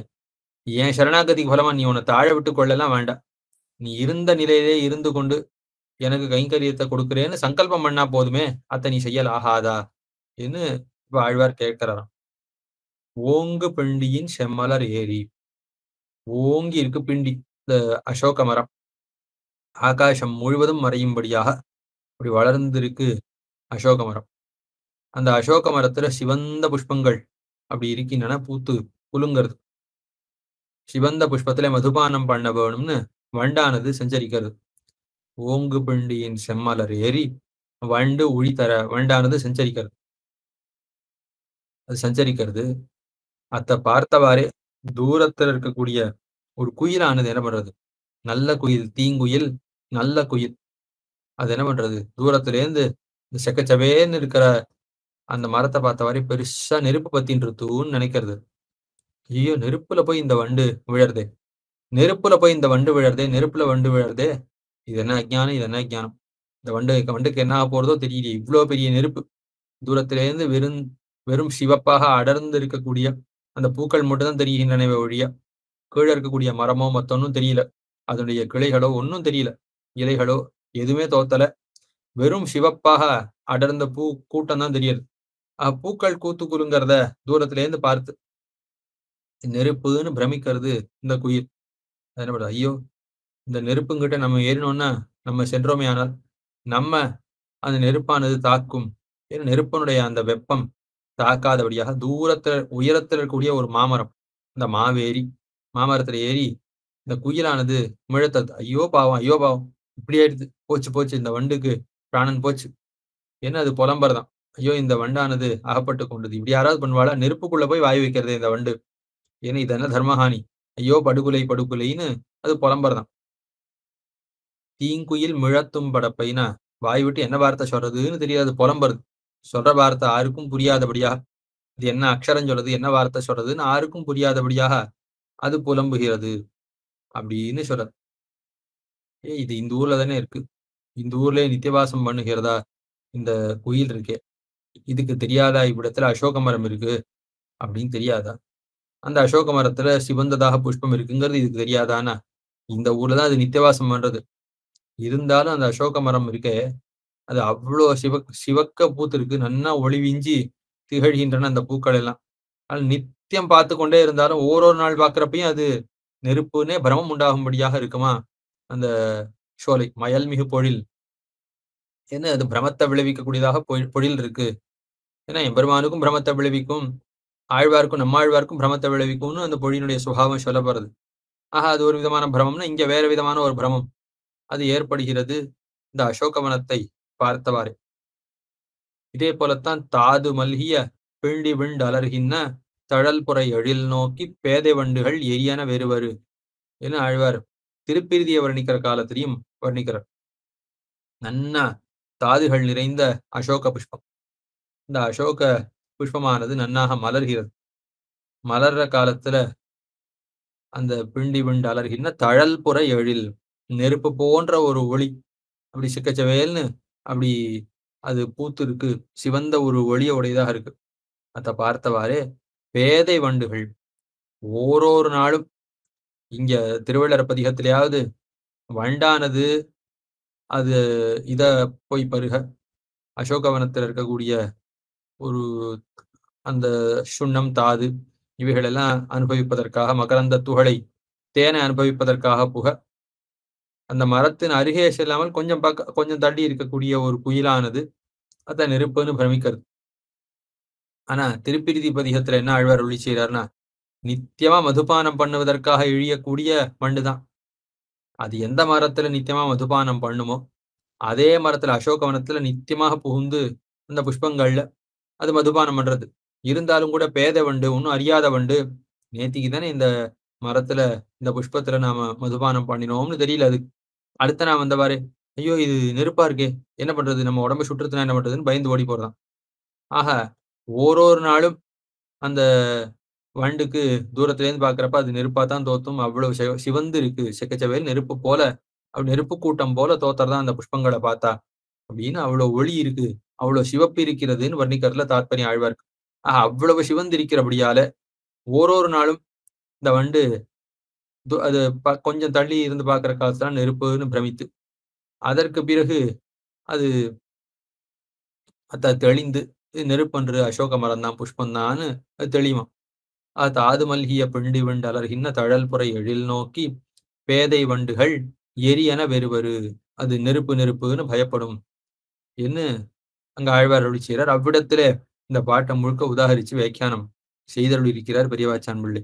ஆங்கமாவலி வேள்விங்கிற முழு பாட்டையும் எடுத்து அவ்விடத்துல வியாக்கியானம் சாய்த்திருக்கிறார். பாங்கினார் கொண்ட பரம நிற்பணிந்தெழுவேன். ஏன்னா உண்மையில பார்த்தா மகாபலி செய்தது எதுன்னா, நாம செய்யக்கூடிய ஒரு சமர்ப்பணத்தை போன்ற ஒரு செயலைத்தான் அவனும் செய்திருக்கிறான். அதவா கின்னு சமர்ப்பயாமித்தேன்னு பெருமானத்திலே, பெருமானே நான் உனக்கு உரியவன்னு சொன்னான். சொல்லி பெருமானத்திலே ஏதோ தான் சமர்ப்பிக்கதான் நினைச்சான்னு நான் கடைசியில ஆராய்ந்து பார்த்தேன். என்னுடைய எதின்னு ஏதாவது ஒரு வஸ்து இருந்தா அதை சமர்ப்பிக்கலாம். உன்னுடைய வஸ்துவ உனக்கே கொடுத்துடும். ஏன்னா நான் என்னமோ புதுசா ஒரு வஸ்துவை கொடுக்குறா போல நான் இப்படி ஒரு காரியம் பண்ணினேனேன்னு அப்படி அனுசயிக்க வேணும். அப்படி ஒரு பశ్చాத்தாபத்தை கொள்ள வேணும். எம்பெருமானிடத்துல சமர்ப்பித்த எம்பெருமானுடைய சொத்தை எம்பெருமானுக்கு இசையறதை தவிர சமர்ப்பிக்கிறதுன்னு ஒன்றும் கிடையாது. அத்த போல இவ்விடத்திலே மகாபலி என்ன பண்ணியிருக்க வேணும், எம்பெருமானே உன்னுடைய சொத்து 3 லோகங்களும், அந்த 3 லோகங்களையும் என்னுடைய சொத்தாக இத்தனை காலமாக நான் பிரமித்திருந்தேன், க்ஷமித்தருள வேணும்னு சொல்லி பெருமானிடத்திலே மறுபடியும் நீ உன்னுடைய லோகத்தை நீ பெற்றுக்கொள் என்று கொடுக்க வேண்டி இருக்க, தான் தன்னுடைய வஸ்துவை தானம் செய்வதாக நினைத்து அவன் கொடுக்க போனா போறதுன்னு அவனுடைய எண்ணத்தை அப்படியே அனுசரித்து எம்பெருமான் பெற்றுக் கொண்டானான். பரம நிற்பணிந்தெழுவேன், சர்வாதிகனான ஒண்ணு நான் வணங்கி உஜ்ஜீவிக்கணும்னு நினைக்கிறேன், எனக்கு நீ அருள் புரிய வேணும் என்ன ஆழ்வார் பிரார்த்திக்கிறார்னு சொல்லி இந்த தீங்குயில் மிழத்தும் படப்பை, அது என்ன வார்த்தை பேசுறது, என்ன எழுத்து சொல்றது, பொருள் தெரியல, சொல்ற வார்த்தைக்கு அர்த்தம் தெரியல, ஒன்னும் தோத்தாதபடியாக அது புறம்புற தர்மஹானி கிடிகோள்னு அப்படி சொல்றது. அப்படி சொல்லும்படியான படப்பை, படப்பைனா கொடி தோட்டம், அந்த தோட்டம் அப்படிப்பட்டதாக அமைந்திருக்கிறதுன்னு அவ்விடத்துல வியாக்கியானம் அருளி செய்தார் பெரியவாச்சான் பிள்ளை. மேலே திருநாமப்பாட்டு, நிகமப்பாட்டு, பலஸ்ருதி மஞ்சுளாமணி மாடங்கள் சூழ் திருவள்ளரை அதன்மேய அஞ்சனம் பொறையும் திருவுருவனை ஆதியை அமுதத்தை நஞ்சுலாவிய வேல்வலவன் கலிகன்னு சொல்ல இரண்டும் எஞ்சலின்னி நின்னேத்தவல்லார் இமையோர்க்கு அரசாவர்களே. மஞ்சுன மேகம், மஞ்சுளா மணிமாடங்கள், இந்த திவிதேசத்துல இருக்கக்கூடிய மாடங்கள்ல மேகமானது சஞ்சரிக்கிறது. இதுவும் பல இடங்கள்ல ஸ்வேதகிரி மகாத்மியத்துல சொல்லப்பட்டிருக்கு. ஆழ்வார்கள் எல்லாமும் திருமாலிருஞ்சோலை முதலான பற்பல திவிதேசங்கள்ல மலைகளை வர்ணிக்கிற காலத்தையும் அப்படிதான் வர்ணிப்பார்கள். மேகபதத்தளவு ஓங்கி இருக்கு மணிமயமான மாடம். அப்படி மணிமயமாக இருக்கக்கூடிய மாடங்கள் சூழ்ந்ததாக திருவள்ளர் இருக்கு. அந்த திருவள்ளரையிலே அதன் மேய திருவள்ளரை எம்பெருமான் நித்தியவாசம் பண்றான். நித்தியவாசம் பண்ணுகிறபடியால பக்கத்திலே இருக்கான், ஆயால எம்பெருமானை விட முடியாதுன்னு சொன்னார் ஆழ்வார். அதுக்கப்புறம் சொன்னார், அஞ்சனம் புறையும் திருவுருவன், அவன் அருகே இருக்கட்டும் இல்லாம போகட்டும், அவன் திருமேனி எவ்வளவு அழகா இருக்கு, எவ்வளவு கருப்பா அழகா இருக்கு. இத பார்த்த பிறகு இவ்வளவு குளிர்ந்ததாக, மைய போல குளிர்ந்ததாக இருக்கு. மைப்படி மேனி என்ன, எல்லாருடைய கண்டாருடைய கண்ணெல்லாம் குளிர்ந்ததாக, கண்டாருடைய கண்ணெல்லாம் மற்ற எல்லாவற்றையும் மறந்து போகும்படியாக இருள பண்ண வல்ல ஒரு திருமேனி. ஆகையால அஞ்சனம் புறையும் திருமேனி. பெருமான் நெருங்கினவனாக இருந்தாலும் சரி, வேற எங்கேயோ தள்ளி இருந்தாலும் சரி, இந்த திருமேனி அழக ஒரு தடவை அனுபவித்தவர்கள் எவ்வளோ தள்ளி எம்பெருமான் இருந்தாலும் அவனை சென்று கிட்டவனும் அவனை சென்று அனுபவிக்கவனும் தான் நினைப்பார்கள். ஆகையால அருகே திருவள்ளரில் எம்பெருமான் நெருங்கி இருந்தாலும் சரி, எங்கேயோ தள்ளி இருந்தாலும் சரி, அவனை போய் அனுபவித்தல்லது விட முடியாது. அப்படிப்பட்ட அழகான திருமேனி அஞ்சனம் புறையும் திருவுருவனை. அதுக்கு மேல சொன்னார் ஆதியை, பெருமானானவன் நமக்கு காரணமாக இருக்கக்கூடியவன், நமக்கு பிதாவாக ஜனகனாக சுவாமியாக இருக்கக்கூடியவன். ஆகையால அவன் பக்கத்துல இருக்கட்டும் தூரத்துல இருக்கட்டும், அவன் அழகா இருக்கட்டும் அழகில்லாம இருக்கட்டும், அவனுடைய அந்த சம்பந்தம், அவனுக்கும் நமக்கும் இருக்கக்கூடிய ஒழிக்க ஒண்ணாத உறவு இருக்கே, அந்த உறவை அனுசந்தித்தால் எப்படி எம்பெருமானை விட முடியும்? அது நம்முடைய சாமியை நாம் எப்படி விட முடியும்? ஆனபடியாலே எம்பெருமானத்தான் நாம் பத்தவனும், எம்பெருமானுக்குத்தான் கைங்கரியம் பண்ணவன். அதுக்கு மேல சொன்னார், சரி இதெல்லாம் மட்டுமா இருக்கு, அமுதத்தை பரமபோக்கியனாக இருக்கான். ஆகையால அப்படி போக்கியனாக இருக்கிறபடியாலையும் எம்பெருமானுடைய பிராப்தியை விட்டாலும் விடலாம், எம்பெருமானுடைய அழகு விட்டாலும் விடலாம், எம்பெருமானுடைய சாநித்தியம் பக்கத்துலதான் இருக்கான், சுலபனா இருக்காங்கிற அந்த குணத்தை விட்டாலும் விடலாம். மற்ற போக்கியமான கல்யாண குணங்கள் இருக்கின்றனவே, அவைகளை பார்த்தா இவ எம்பெருமானை விடுவதற்கு வழியே இல்லைன்னு சொல்லப்படுது. திருவள்ளரிலே எம்பெருமானவன் பிராட்டிக்காகவும் முக்கியமாக சிபி சக்கரவர்த்திக்காகவும் நித்தியவாசம் செய்கிறான். மார்க்கண்டேயாதி மகர்ஷிகள் அவனை எப்போதும் அனுபவித்துக் கொண்டிருக்கிறார்கள்னு அவனுடைய சௌலபியம் அது சொல்லப்படுறது. அதுக்கு மேலே கருத்த திருமேனி உடையவனா இருக்கான் என்று அழகாக வர்ணிக்கப்படுறான். விமான மணி சந்தோகைஹி தேஜோ தேஜோமயம் அபூத் ஜகத் ஷியாமலிம்னாம்புஜாக்ஷஸ்ய தவளிம்னா மஹீபிருதः அருணிம்னா ச ரத்னானாம் அதிசித்திரம் அபூத் ஜகத். என்ன பெருமான் தோன்றின காலத்திலே அந்த விமானத்தில் இருக்கக்கூடிய மணிகள், அந்த மணி கூட்டங்களாலே இந்த உலகம் எல்லாம் தேஜோமயமாக ஆயிற்று.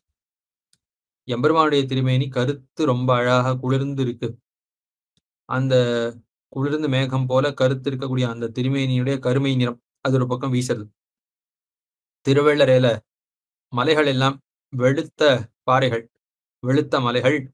ஆகையாலே அந்த வெண்மை ஒளி, அந்த வெண்மை நிற ஒளி அது ஒரு பக்கம் வீசுறது. அதுக்கு மேல எம்பெருமான் திருவாபரணங்கள்ல சாத்தின்னு இருக்கிற ரத்னங்கள், அந்த மணிகள், அந்த விமானத்தில் இருக்கக்கூடிய மணிகள், இவைகளுடைய சிவப்பு நிறம் அது ஒரு பக்கம் வீசுறது. ஆகையால உலகம் முழுக்க அதிசித்திரம் அபூத்து, ரொம்ப ஆச்சரியமாக ஆயித்து. இப்படிப்பட்ட ஒரு சேர்த்தி கருத்த திருமேனியோட கூட இந்த வெண்மை நிறமும் சிவப்பு நிறமும் சேர்ந்து இவ்வளவு அழகா ஆயித்துன்னு வர்ணிக்கிறது ஸ்வேதகிரி மகாத்மியம். அவ்வளவு கருத்து அழகான திருமேனி, அதுக்கு பரபாக சோபையாக அந்த ஊருடைய வெண்மையும் ரத்னங்களுடைய சிவப்பையும் உடையவன் எம்பெருமான்னு வர்ணிக்கப்பட்டிருக்கான்.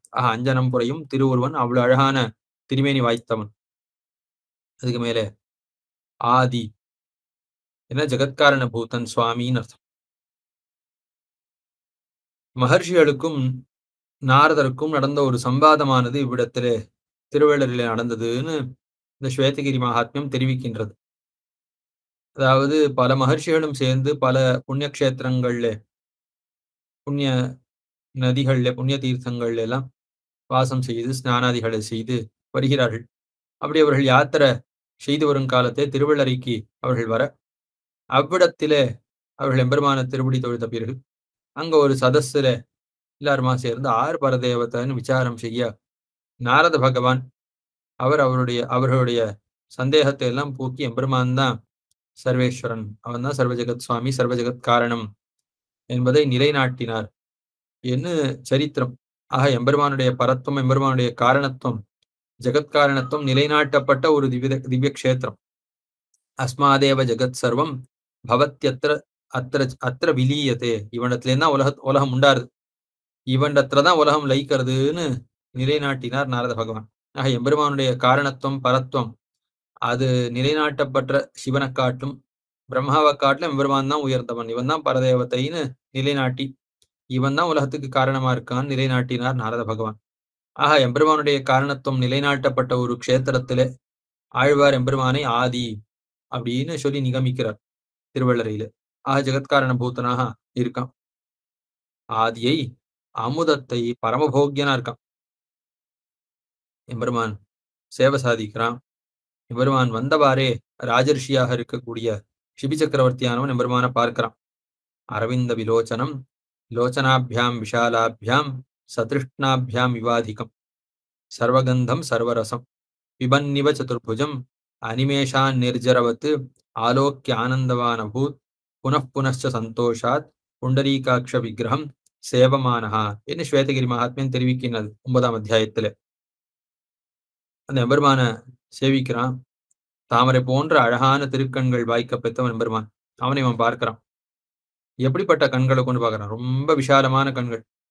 எப்படி பெரிய பெருமாள் திருவாராதனம் பண்ண புகுந்தார், எவ்வளவு அழகா திருவாராதனம் பண்றார், எவ்வளவு ஆதரத்தோட திருவாராதனம் பண்றார், எவ்வளவு பிரீத்தியோட திருவாராதனம் பண்றார், எவ்வளவு ஸ்ரத்தையோட திருவாராதனம் பண்றாருன்னு பெருமாள் திருவாராதனம் பண்ணக்கூடிய அழகா பார்த்து பார்த்து பார்த்து பார்த்து பிராட்டியினுடைய கண்கள்லாம் விசாலமாயித்தோ அத போல விஷாலமான கண்களை உடையவனாக சிபி சக்கரவர்த்தி இந்த எம்பெருமான புண்டரீகாட்சனை பார்த்துட்டே இருக்கானா. இந்த கண்ணினுடைய விடா இருக்கே அது தீரவே மாட்டேங்கிறத, எவ்வளவு பார்த்தாலும் மேல பார்க்கணும் பார்க்கணும் பார்க்கணும்னு ஆசை இருந்துட்டு இருக்கான் அவனுடைய கண்களுக்கு. ஆஹா, மேல மேல பார்த்து கொண்டே இருக்கான். எம்பெருமான் எப்படிப்பட்டவன்? சர்வகந்தனா இருக்கான், எல்லா நறுமணங்களுக்கும் ஒரு இருப்பிடமாக இருக்கான், எல்லா சுவைகளுக்கும் ரசங்களுக்கும் இருப்பிடமா இருக்கான். அப்படிப்பட்ட எம்பெருமான் 4 தோள்களுடைய ஒரு ரசம், 4 தோள் அமுதேன்னர் ஆழ்வார். ஆக அப்படிப்பட்ட 4 தோள் அமுத பருகுபவனை போல இந்த ராஜாவானவன் எம்பெருமான பருகுகிறானாம், கண்களாலே அப்படி பருகுகிறானாம் எம்பெருமானுடைய திருமேனி அழக. எப்படி வருகிறான்? அனிமேஷாத், கண்ணை ஒரு க்ஷணம் கூட இமைக்காமல், கண் சிமிட்டாமல், தேவர்கள் எப்படி இமைக்காமல் பார்ப்பார்களோ, அதை இமையாத கண்ண உடையவர்களாக இருப்பார்களோ அதை போல இவன் பார்க்கிறானாம். பார்த்து ஆனந்தவான பூத், மிகுந்த சந்தோஷத்தை அடைந்தான். புனச்ச சந்தோஷாத்து, மறுபடியும் சேவிச்சுட்டே இருக்கான், தொடர்ந்து எம்பெருமான் அனுபவித்துட்டே இருக்கான்னு சொல்லப்பட்டிருக்கு. எவ்வளவு அனுபவித்தாலும் திருப்தி ஏற்படல செந்தாமரை கண்ணனை சேவித்து அவன் தொடர்ந்து அனுபவிக்கிறான். அப்படிப்பட்ட போக்கியத்தை நிறைந்தவன் எம்பெருமான்னு அந்த புராணம் வர்ணிக்கிறது. ஆகையால்தான் ஆழ்வார் சொல்றார் அமுதத்தை என்ன பரமபோக்கியனாக எம்பெருமான் எழுந்தருளி இருக்கிறான் என்று வர்ணிக்கிறார். அப்படிப்பட்ட அந்த எம்பெருமானை நஞ்சுலாவிய வேல்வலவன், எதிரிகள் அவர்களுக்கு ஆழ்வாரை பார்க்க வேண்டாம், ஆழ்வார் திருக்கையில் இருக்கக்கூடிய வேலை மட்டும் பார்த்தாலே பிராணன் போயிடும்.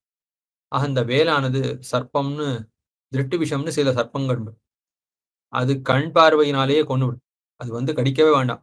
அந்த பாம்புடைய பார்வைப்பட்டதுனாலே நம்ம மேல கண் வழியாவே விஷம் வந்துடும், நம்ம மேல பிராணன் போயிடும். அத போல இந்த வேலானது தான் எந்த ஒரு காரியத்தையும் செய்யாதிருக்க செய்தவே பார்த்த மாத்திரத்திலே கொண்டு விடுமா, அவ்வளவு குரூரமான வேல். நஞ்சுலாவிய வேல் பலவன், அந்த நஞ்சூட்டப்பட்ட வேல், விஷம் கூடின வேல், உலாவிய வேல் வலவன், அந்த வேலை தரிக்கக்கூடியவர் ஆழ்வார். கலிஹன்னி, கலிய ஜெயித்தவர், கலிய விரட்டின ஆழ்வார். அவர் அருளி செய்த இப்பத்து, இந்த 10ல எஞ்சல் இன்னி ஒரு பாட்டை கூட விடாமல், ஒன்றையும் விடாமல் ஏத்த வல்லவர்கள். அவர்கள் என்ன ஆயிடுவா? இமையோருக்கு அரசாவர்களே, நித்தியசூரிகளுக்கு தலைவர்களாக அவர்கள், நித்தியசூரிகளுக்கு இவர்கள் தலைவர்களாக அவர்கள்னு அர்த்தம். இத்தனை காலமாக பராவதநாதனை ஆசிரியித்து அவன் ஆதரித்துக் கொண்டிருந்தார்கள் நித்தியசூரிகள். ஆறாவது ஒருவன் திருமொழியில இப்பத்தான் நன்னாக கத்தானே. ஆனால் இப்படி கத்து பரமபதத்துக்கு இவன் போன பாரு, அவள் பரமபதநாதனை விடுத்து, நீதான் இனிமே சுவாமி, எனக்கு பரமபதநாதனும் வேண்டாம், எம்பெருமானும் வேண்டாம், அவனுடைய குணங்களும் வேண்டாம், நீதான் எனக்கு இனிமே சுவாமி, உனக்கு வெண்ணிமா மொழிவேந்தி நன்னா தெரியுமே, ஆனால் நீதான் எங்களுக்கு ராஜா, நீதான் இனிமே எனக்கு பரமபதநாதன், உன்னைத்தான் நாங்க ஆதரிப்போம்னு சொல்லுவார்களாம். ஆஹா, அந்த அளவுக்கு நித்தியசூரிகள் மிகவும் ஆதரிக்கக்கூடிய ஒரு பதிகம் இது. ஏனென்னால் ஆழ்வார் இங்க என்ன பிரார்த்திக்கிறார்?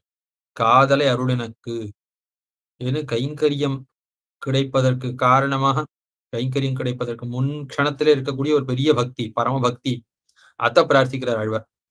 அதுக்கு மேல பாட்டு தோறும் அருள் புரியேன்னு தொழுவதோர் வகை, ஏன்னா திருவடியில கைங்கரியத்தை பெற வேணும்னு ஆசைப்படுறார்.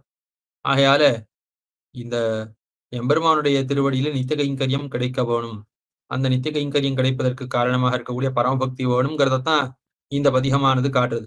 ஆக இத்திருமொழியை கத்தவனாக இருக்கக்கூடிய எப்படி இருப்பன், அதே போல ஆழ்வார் பிரார்த்தித்தா போல எம்பெருமானிடத்துல இந்த கைங்கரியத்தை நீ தர வேணும், பரமபக்தியை தர வேணும் அவ்வளவு ஆதரத்தோடு கேட்டிருப்பானோ இல்லையோ.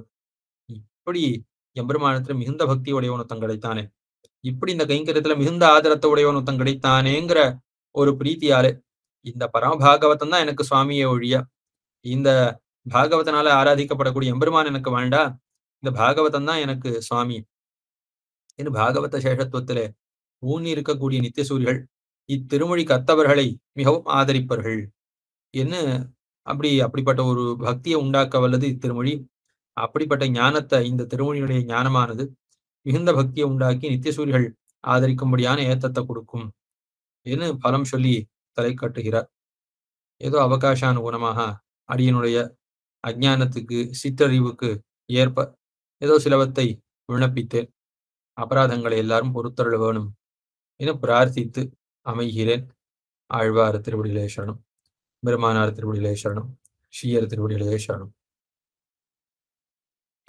பற்பமெனத்திகள் பைங்கழலும் தன் பல்லவமே விரலும், பற்பமென திகழ் பைங்கழலும் தன் பல்லவமே விரலும், பாவனமாகிய பைந்துவராடை பதிந்த மருங்கழகோ, பாவனமாகிய பைந்துவராடை பதிந்த மருங்கழகும், முப்புரி நூலோடு முன்கையில் ஏந்திய முக்கோல் தன்னழகும், எப்பொழுதும் யதிராசன் வடிவழகு என் இதயத்துள்ளதால், இல்லை எனக்கெதிர் இல்லை எனக்கெதிர் இல்லை எனக்கெதிரே, இல்லை எனக்கெதிர் இல்லை எனக்கெதிர் இல்லை எனக்கெதிரே, இல்லை எனக்கெதிரே, இல்லை எனக்கெதிரே, இல்லை எனக்கெதிரே.